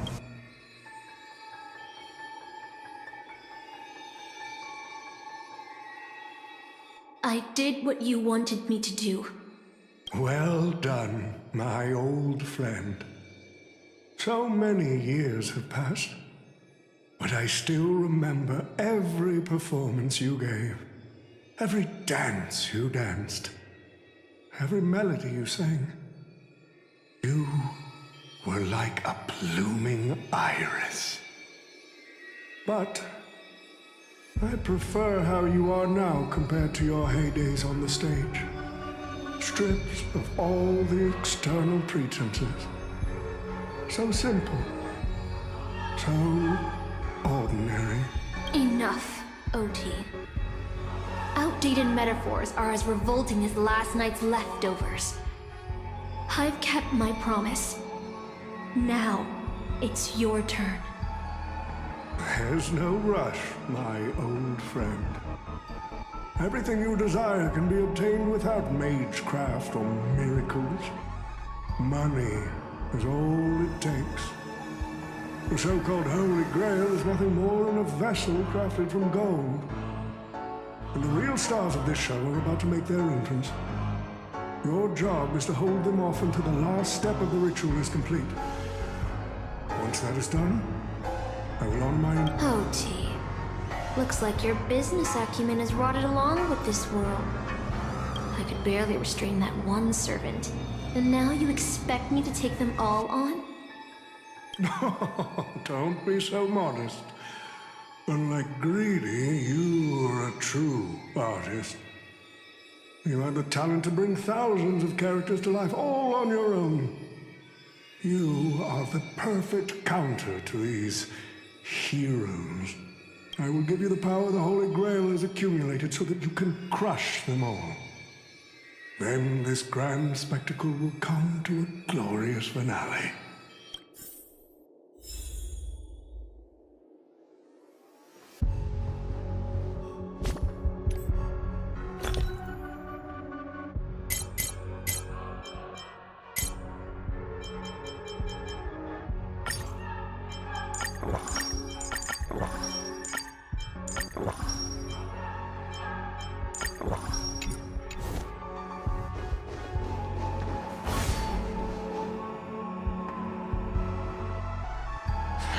Fork it. Wasn't that blue guy supposed to scout this place ahead of us? Haven't even heard a single peep from him so far.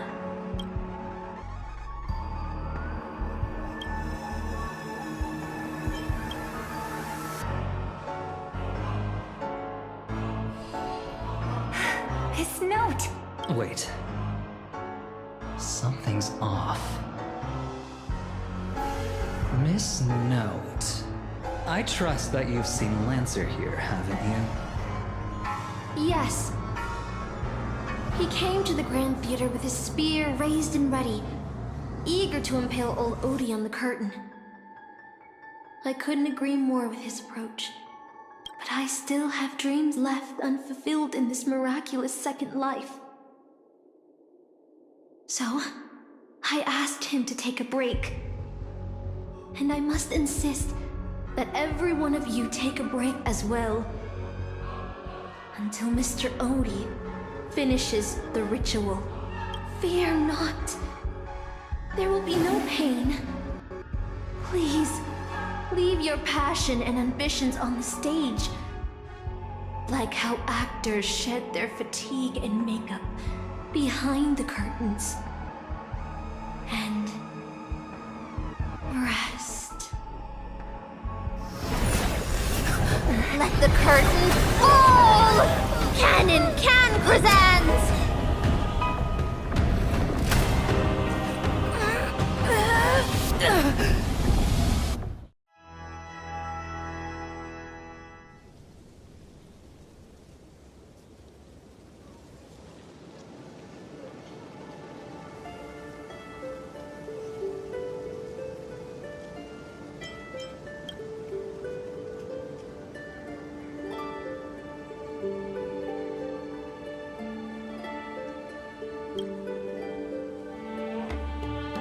Oh, Artorias! Here to draw the sword, aren't you? I knew it! That Mage Merlin spun such a tall tale, something about whosoe'er pulleth out this sword of this stone is rightwise king of all England. Even an apprentice knight wouldn't be able to resist that. That being said, a little fellow like you drawing the sword and becoming king, I really can't picture that.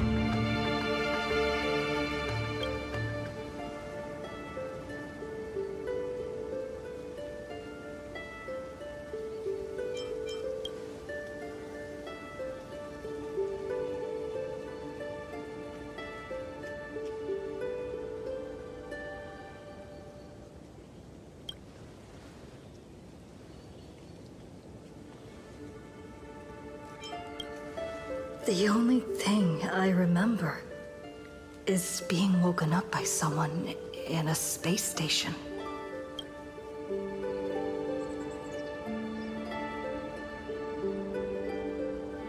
My earliest memory was boarding a train, headed for the stars, and meeting many kindred spirits as friends. Though I have no past, I have a future.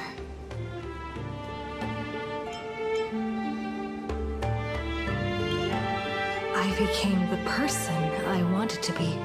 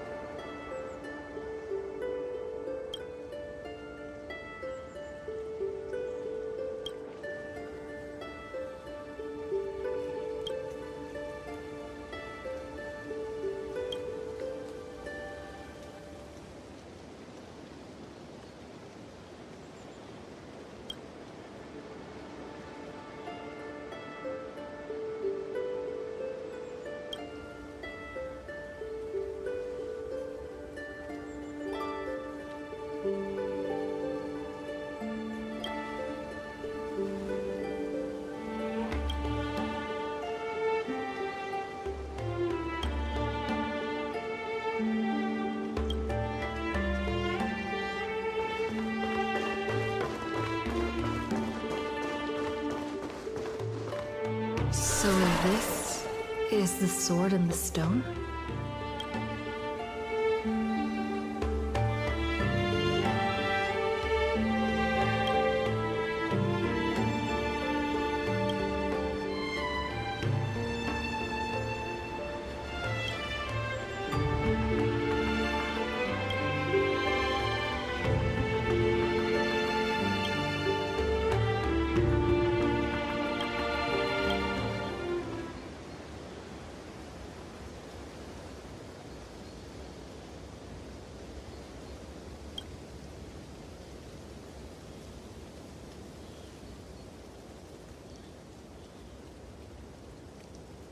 She was nothing more than an ordinary girl.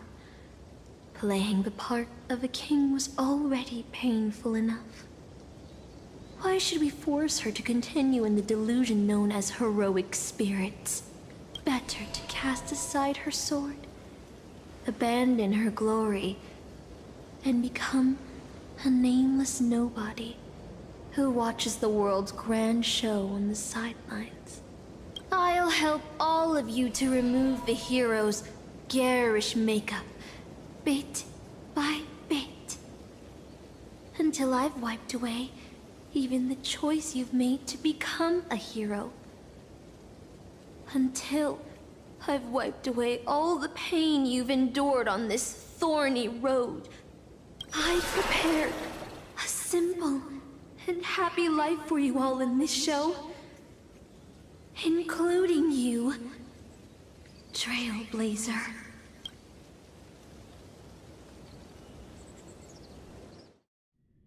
So, newcomer, are you staying? Someone like you has probably already burned through all your luck just trying to get into the Herta space station. But I'll go through the motions and confirm it anyway. Just so you know, working at the Department of Cosmic Geography isn't as easy as you think.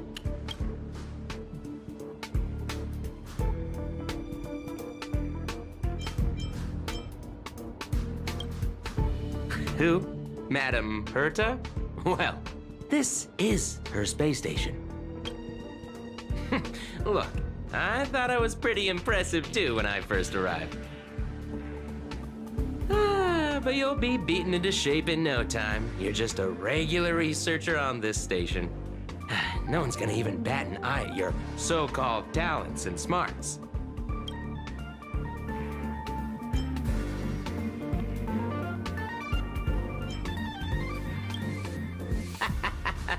Are you dreaming or something? Maybe you should take a sick day and get a checkup at the medical department. I'm a bit of a fan of the Astral Express, and I know that every nameless who boards it has been through some incredible adventures. So, tell me, what great deeds have you done?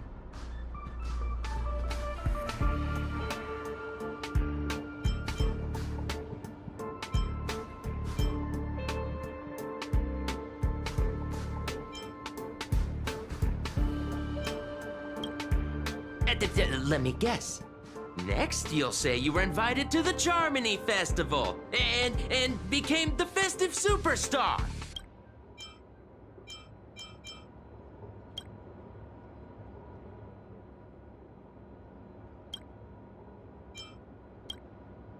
Oh, you mean the Lord Ravager who recently appeared on the Xianzhou and caused a huge ruckus? From what I've heard, her plan was foiled by the general of the Luofu, but the Xianzhou people paid a heavy price for it.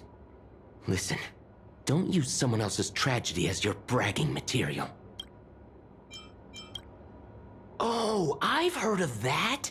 Apparently, a valuable relic was stolen from the space station. It was swallowed by a mysterious intruder, which then led to an attack from the Antimatter Legion.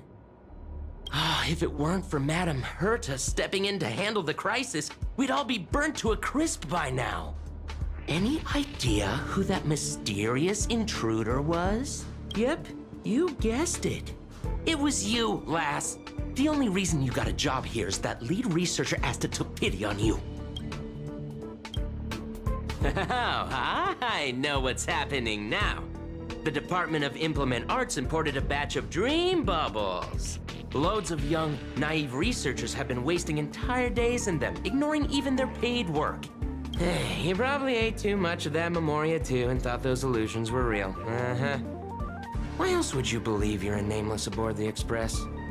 Well, I can't say I blame you. I heard the Express did invite you to join them, but you turned them down. Are you regretting that choice now?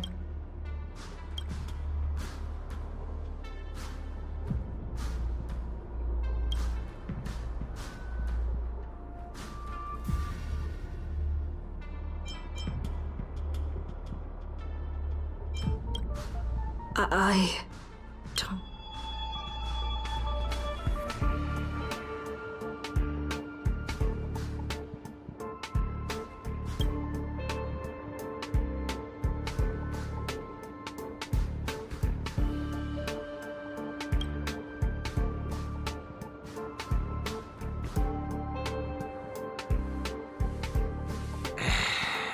Well, your resume doesn't show any particular skill.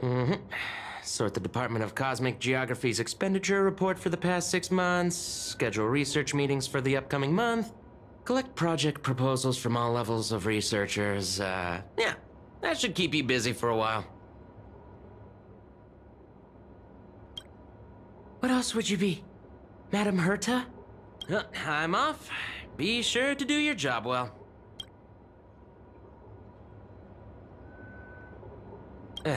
Yeah.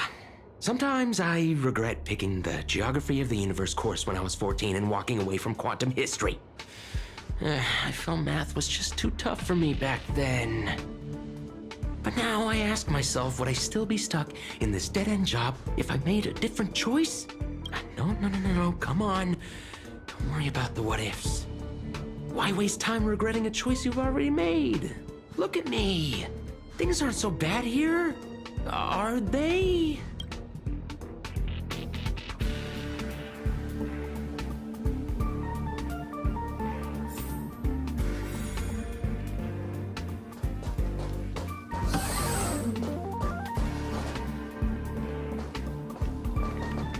You're late, newcomer. A few more system days of delay, and we'll miss the reimbursement deadline. I'll cut you some slack, given that you're new. Now get to work. What a messy desk. Am I supposed to organize all this stuff? Where do I even start?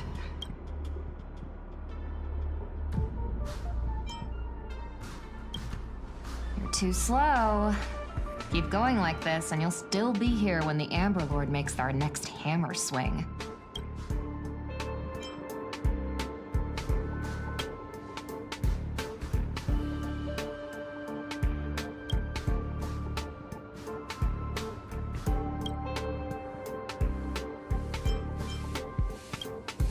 What are you standing around for? You think space bionic snails are going to do the work for you?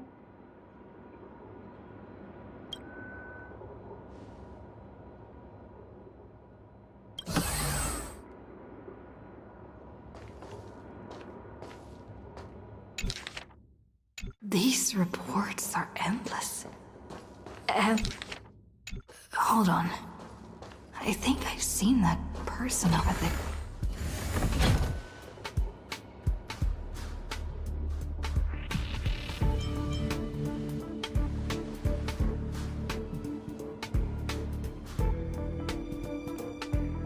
Come on, Uncle A. Don't you ever feel like you don't belong here?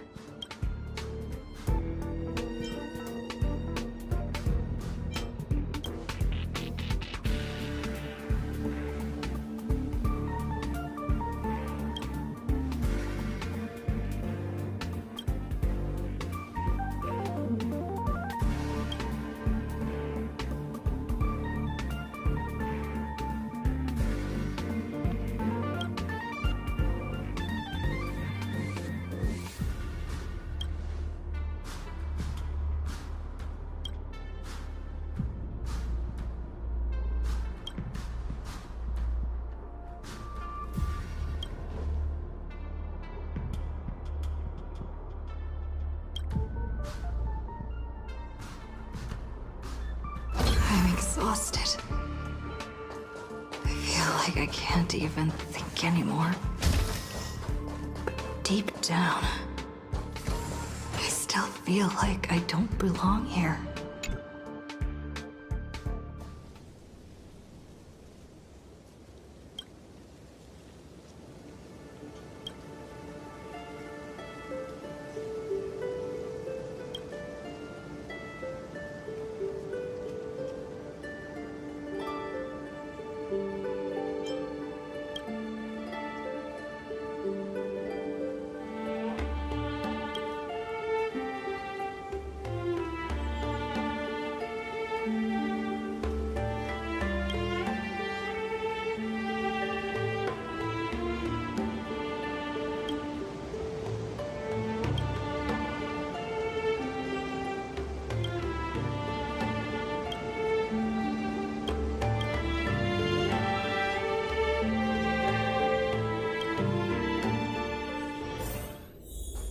What a strange dream.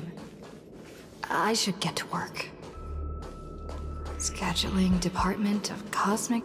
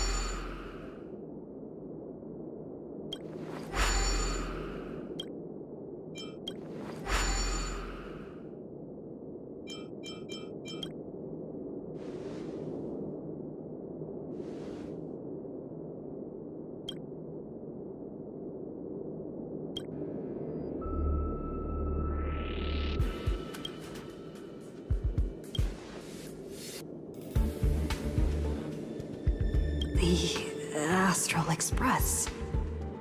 I turned down their invitation back then. Did I really make the right choice?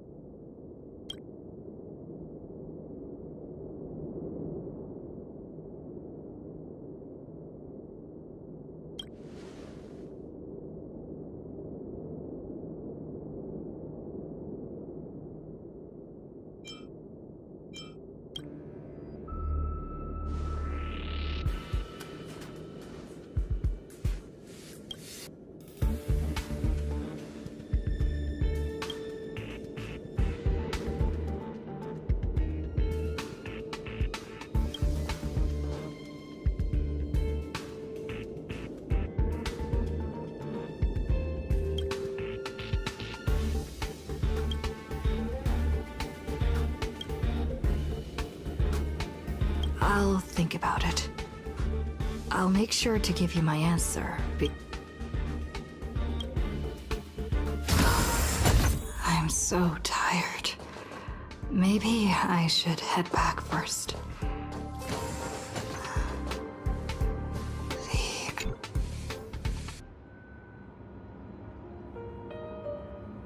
Let me tell you the story of a bird who was imprisoned wrongfully. She was once a singer, thrown into a dark cell for composing songs that the powerful didn't like. The bird heard many voices of sorrow. So, she sang for the others trapped inside, soothing their homesick hearts and inspiring them to rise up. In the end, the bird broke free with a pocket watch, a wolf, and countless companions by her side. The bird believed that she would begin a new life after gaining freedom.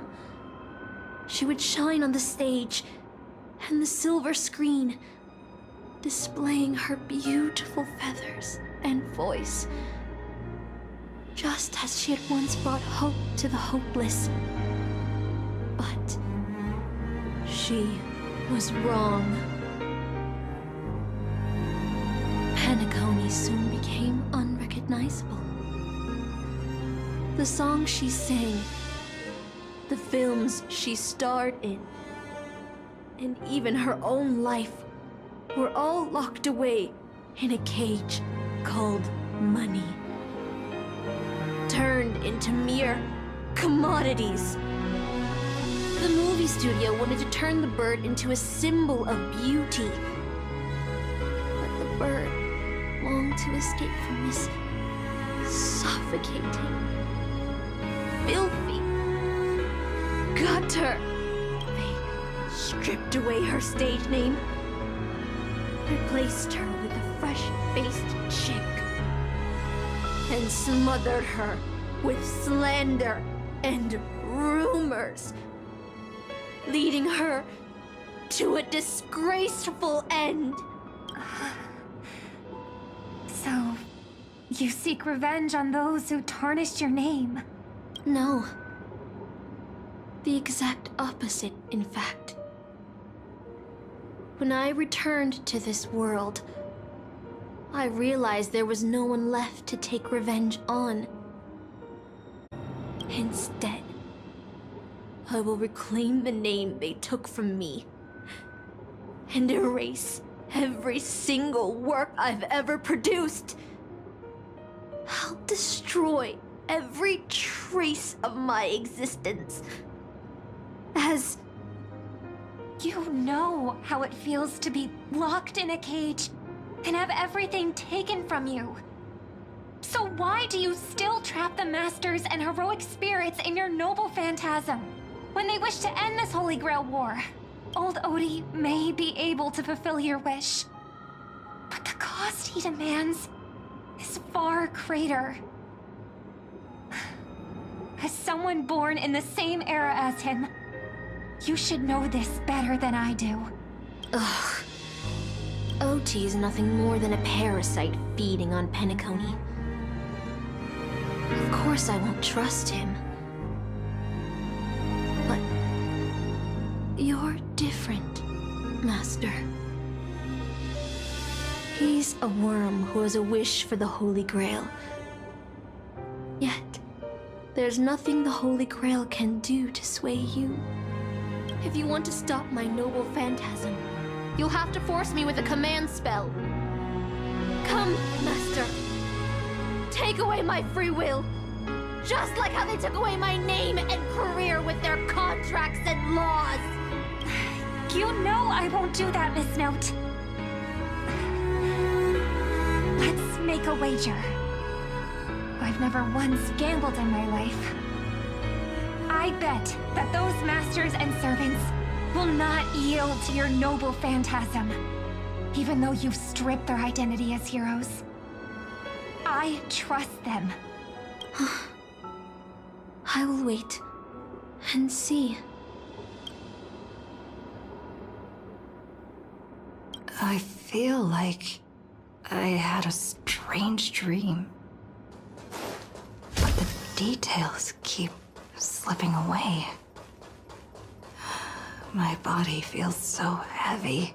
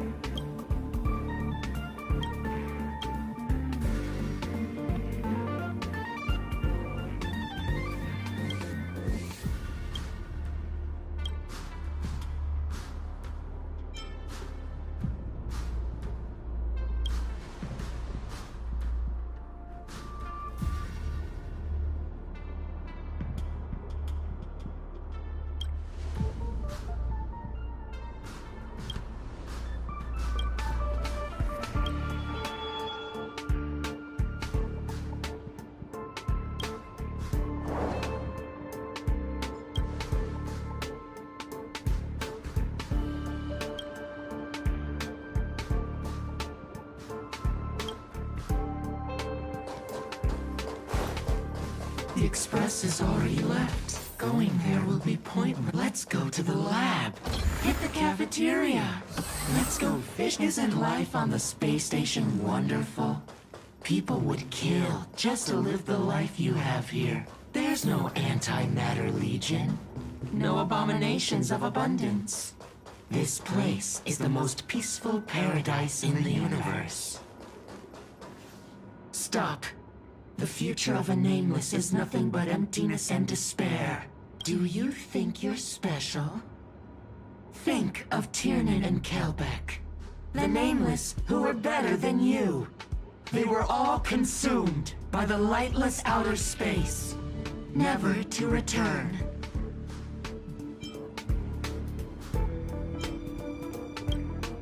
So you'll finally admit that I'm a nameless?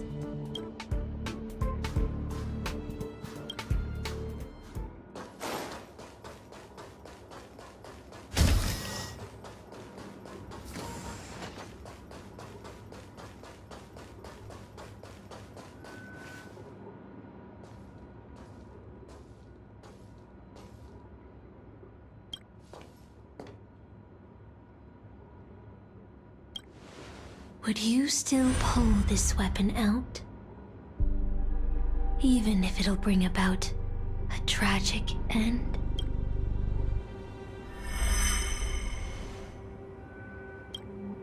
Which is why I've crafted such gentle dreams for you all. Isn't that what you've been looking for all the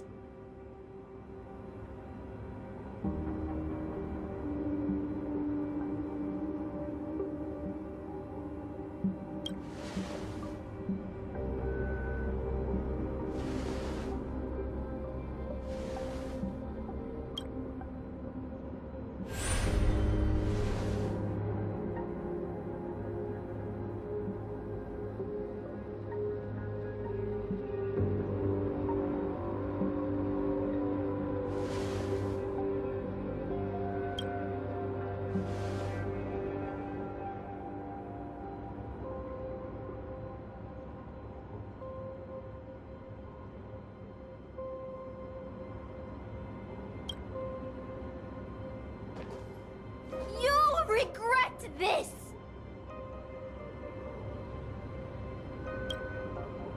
I'll never regret.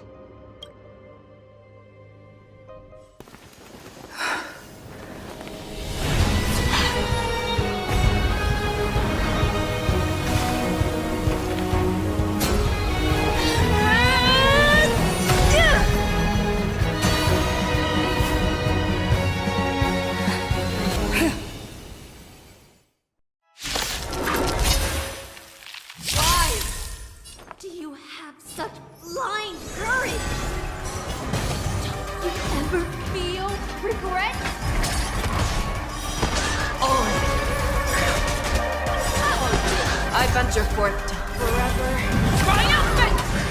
Cha-cha! Victory is inevitable!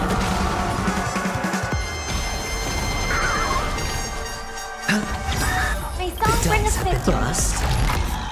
Or maybe I'll take it all! Harmony and unison.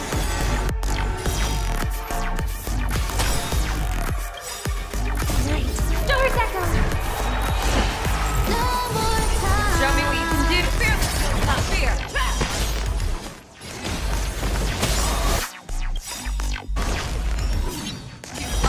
Watch your head.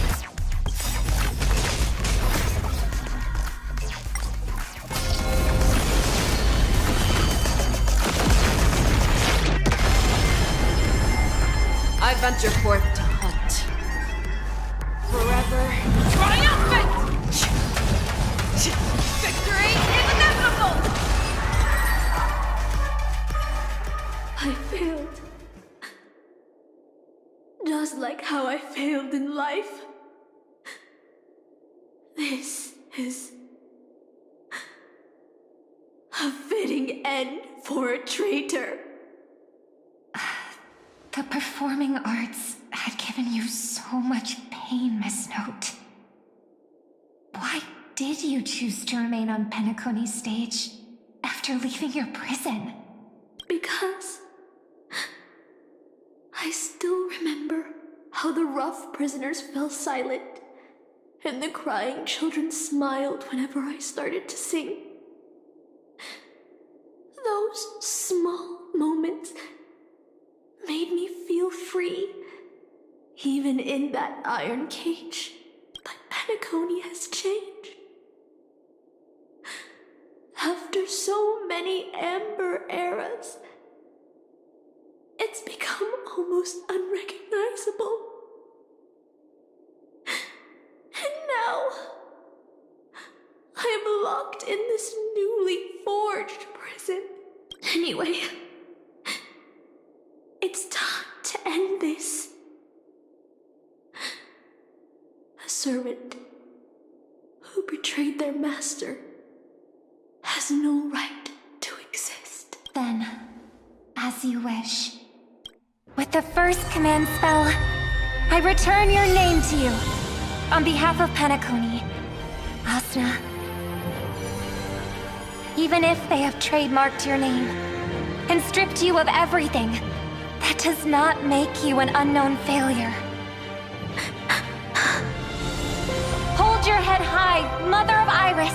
With the second command spell, I return to you the testament of your existence as a heroic spirit. Your death was what made singers and artists realize the need to reclaim their freedom and dignity for merchants. You are not some forgotten shadow. You are the founder of the Iris family, one of the 5 major lineages of Penacony. That's why you chose to borrow that name, isn't it? A figure shaped by your students and friends, by Maven and the Watchmaker, Miss Note, the one who sang freely in Dreamville. No more. I don't want to hear anymore. With the third command spell, as your junior on the stage, I return to you your freedom as a person. Mother of Iris, you will no longer be controlled by anyone from this moment on. You will now only dance for yourself. This farce is nearing its end, but I hope you can step out of the Grand Theater before you disappear and meet Penacony's artists. You are still a hero to them, no matter the slanders your name bears.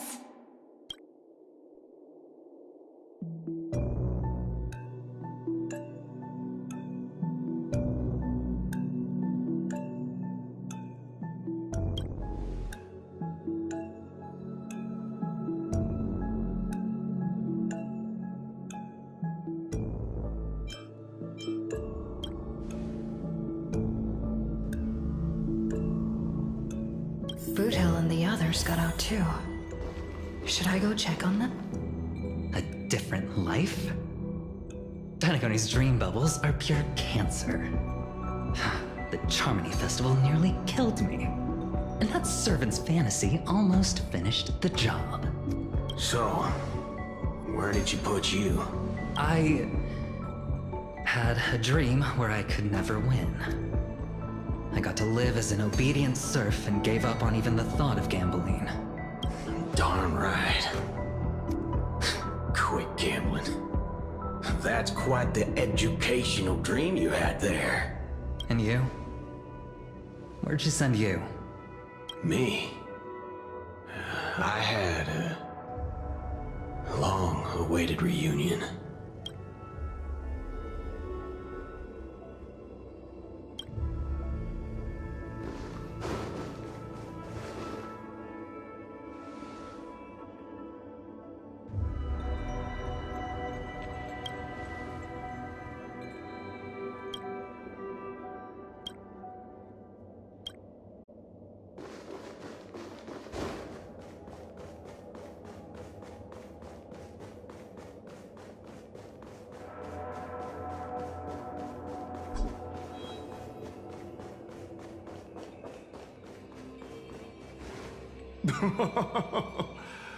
Looks like Lady Asna has failed.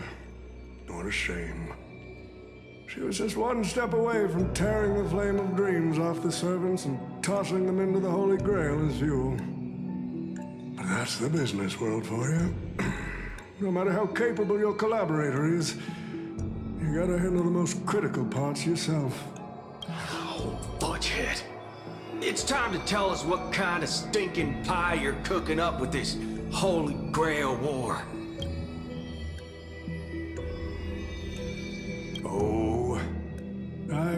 good for 10 Ember Eras already. As long as I give the word, my medical team can squeeze a few more years out of these old bones.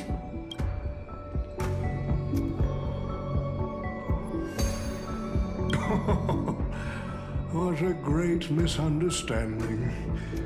There are no enemies that can't be made into friends in the world of business. Good point.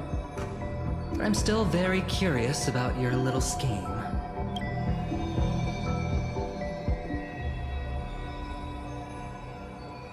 Miss, what you're talking about is something only the Genius Society would obsessively chase after. I've been very clear about this from the start. The Charmony Festival met a hasty rap. And Penacony needs a fresh economic boost. We need to create a business venture that will grab everyone's attention. A holy grail that grants wishes is just the golden goose we need.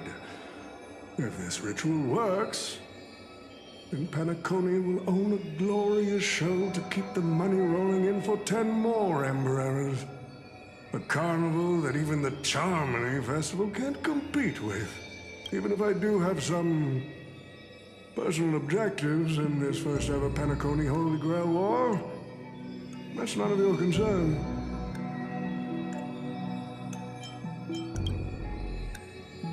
What I like is watching people swarm into Penacony, spending their entire fortunes just to buy a chance to enter the Holy Grail War.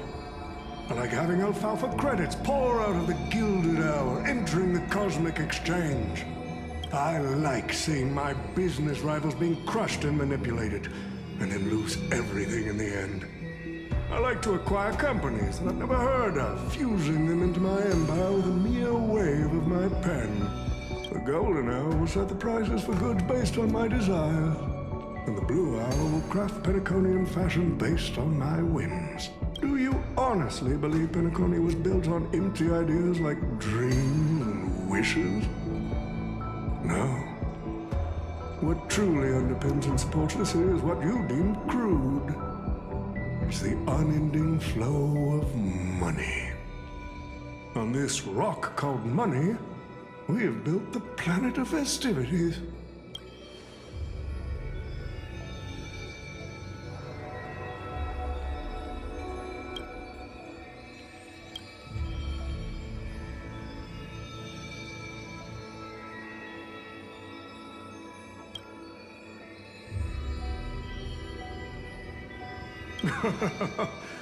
It seems you're all eager to prepare for my demise. But since there can only be one winner in this game, how do you plan to decide the victor after I bow out? Why don't we discuss a collaboration instead? Whoever can eliminate the others shall have the chance to make their wish to the Holy Grail. We can even formalize it with a contract, using precise logical language to word our wishes, ensuring the Holy Grail fulfills everyone's desires. After all, isn't this the very moment you've all been fighting for? Masters and servants?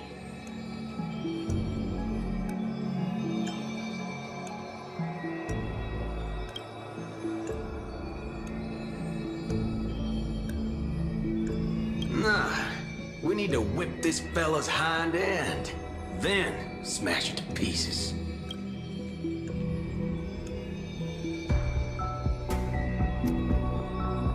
Well, I've already been the scapegoat once today, so I'll pass this opportunity to Mr. Odie.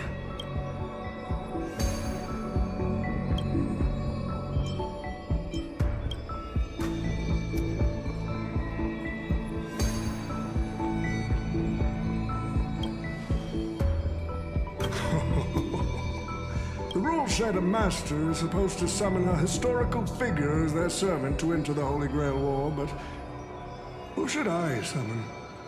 Should I get the washed-up director I sponsored? Or the legendary star whose name I purchased? No. That's when a thought crossed my mind. Why not summon myself? A person who's still standing strong after 10 Ember Eras of business intrigue, Isn't this living legend staring back at me in the mirror? I used myself as the catalyst. I wanted to see how the business magnate Oti reflected in the history of Penacony would respond to my call as a servant. I wanted...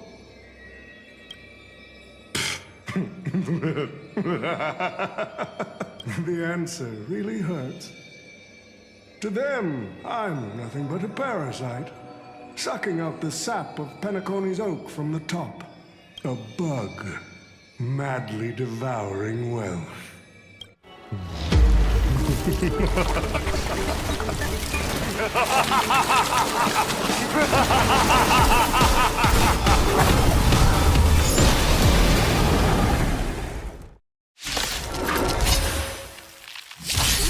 To take the Holy Grail?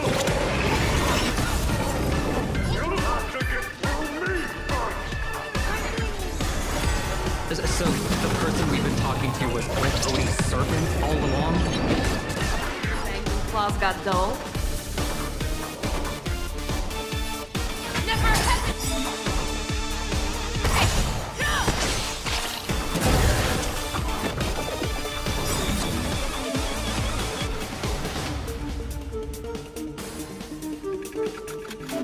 I order this saber. Destroy all that is evil!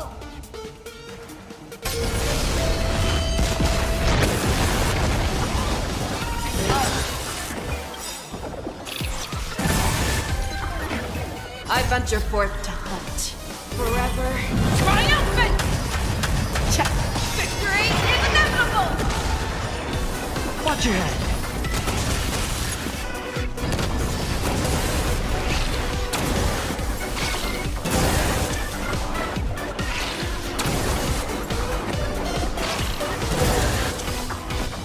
Sure, I'll play along.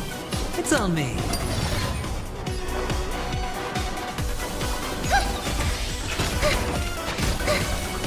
No dirty tricks. Show me what you can do. I'll give you but fear that knows not fear. That won't do.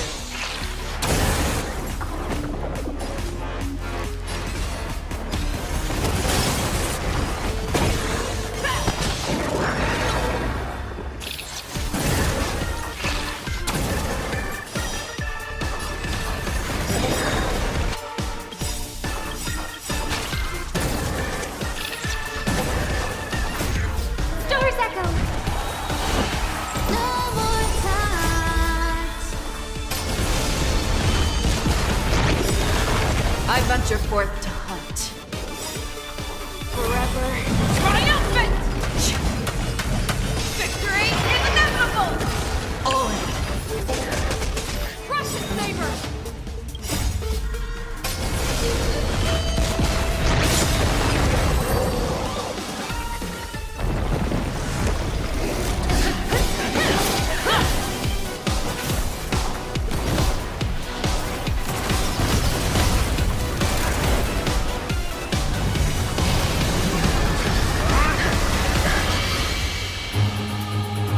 With the command spell, I command you to unleash your noble phantasm!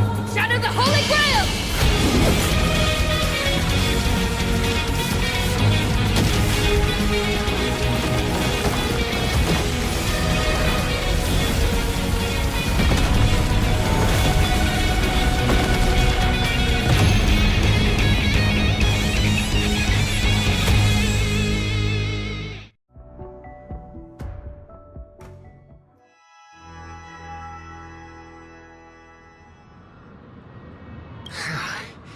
Is this grand theater ever gonna see a day of peace? I'm starting to feel bad for the Bloodhounds and the Dreamweavers. No need to feel bad for a heritage building insured with hundreds of different policies. Old Odie would never allow himself to lose a single coin over that.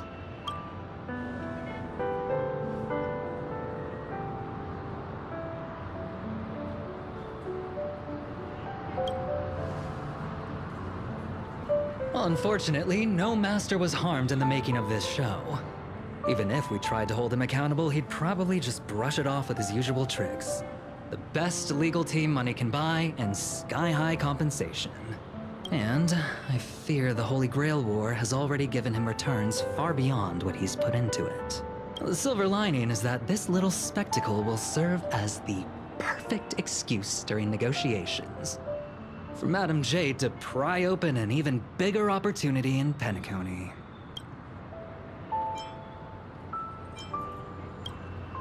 Oh, don't say it like that.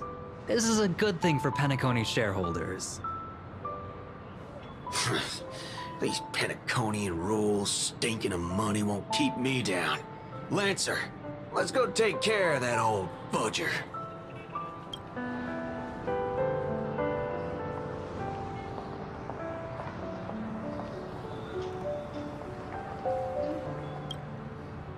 Such a shame, brother. If we ever cross paths again, I'll take you to the finest honky-tonk in the cosmos for a drink.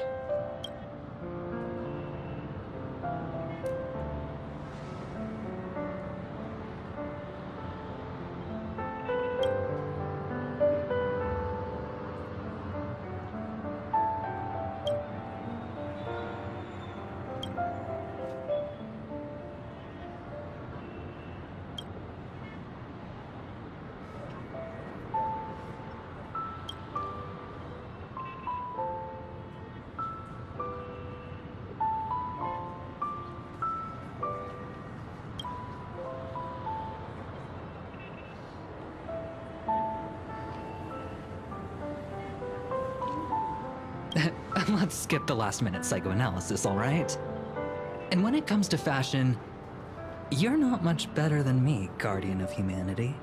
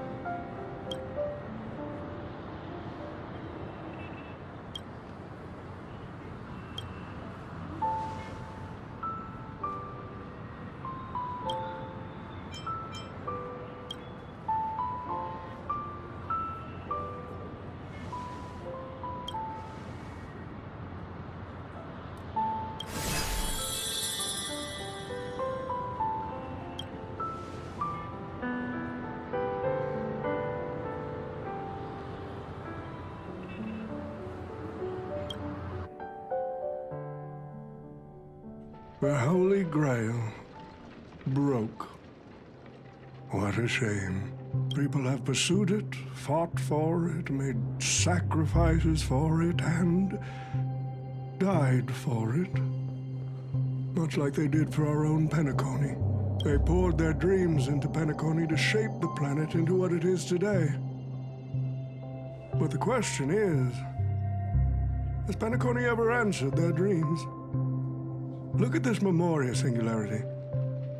10 amber eras have passed. And out of those who once came here to build Penacony from the ground up, only one despicable old man is left. His friends, his enemies, they're all gone. I must confess to both of you, my wish has been granted. No matter how you see me, no matter how deeply we hated each other in the past, the Holy Grail has recognized your achievements and brought you forth as heroic spirits. Don't you think this is a rather unique reunion of old friends? It's unfortunate that Mikhail, that old rascal, couldn't be here to join us. Mr. Odie, your wish truly moves me. If I didn't know you better, I'd almost be swayed by your sweet words. A reunion of old friends. No, it's just another part of your business deal. Greedy?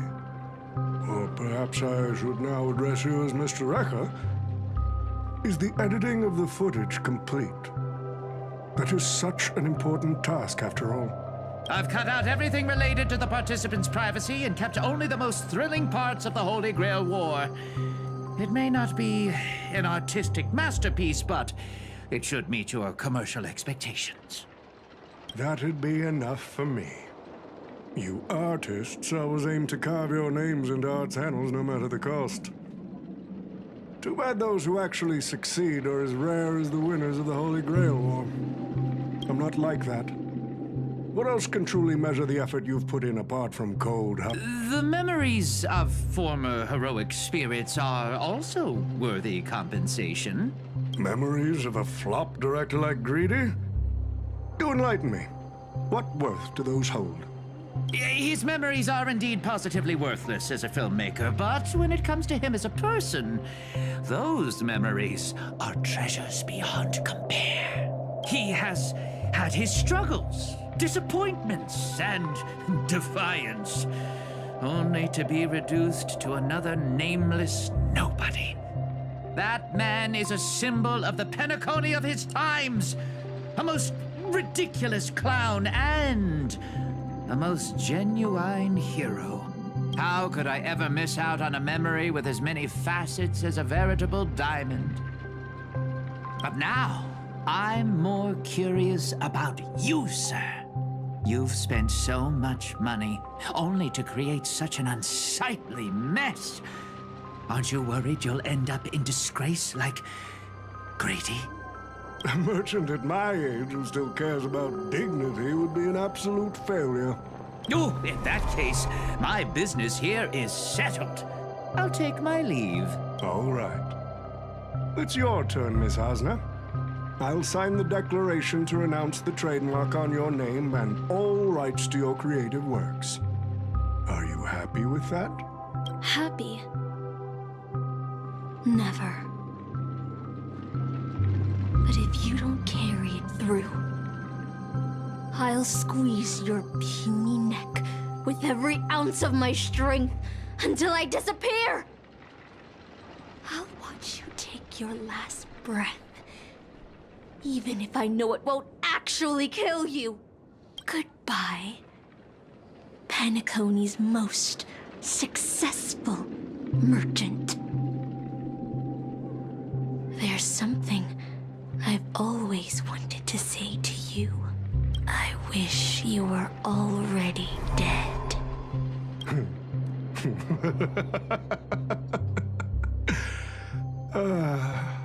Now that's a heartfelt confession.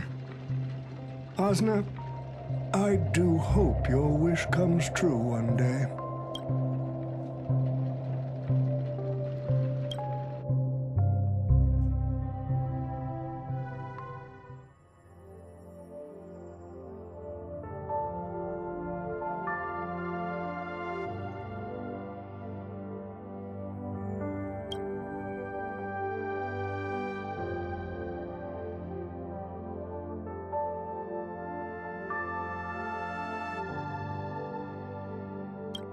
March 7th is always bringing back bizarre and curious things.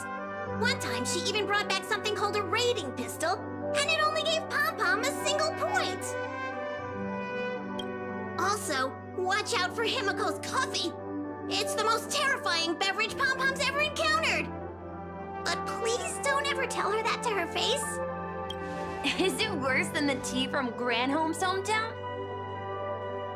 100 times worse.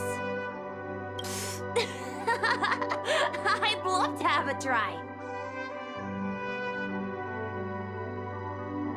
And that person is always dragging March 7th into trouble. Pom-Pom had such high hopes for Don Hong, but even he started to follow along now. You passengers are all the same. Mikhail, you're spacing out again. What's going through that head of yours?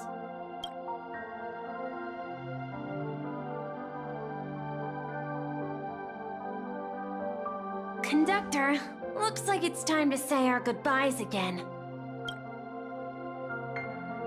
Will you be returning to the Express? Maybe. I'm just happy to hear that so many people like me have boarded the Express over the years. The nameless come and go. Some find a place they want to stay, while others keep moving forward. Just like the silver rails that never stop. That's the Astral Express. I'm sure the conductor's future will never be lonely.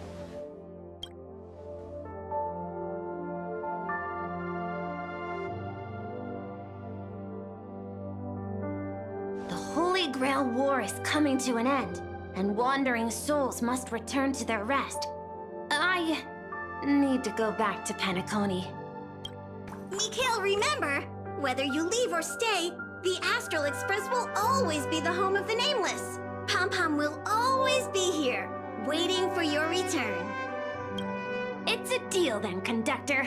The next time the Express stops at Penacony, please sound the horn for me, Rosalina, and Tiernan. If we can hear it, then we'll definitely come visit you. It's a promise.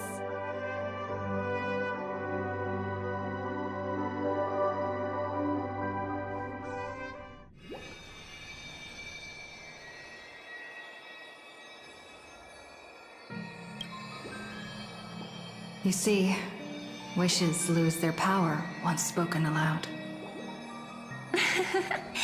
That does sound like something you'd say. Anyway, the first Holy Grail War orchestrated by Old Odie ended up being the last one. But the Dream Bubble movie, co-produced by Mr. Rekka and Dr. Edward, became a huge hit. Not only did it fill up movie theaters in Epsilon, it even created a new dream-chasing trend throughout the stars. Mr. Odie and the IPC's Penacony branch made quite the fortune from it.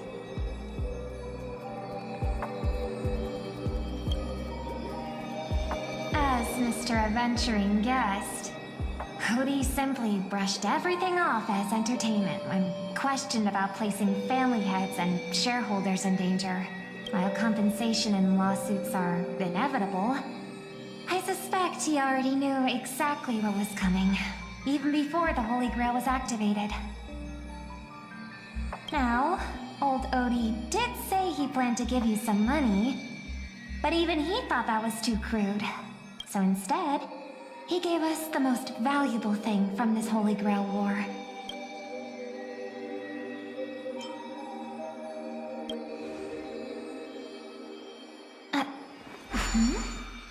There's something inside the Holy Grail. I think this is a note for you.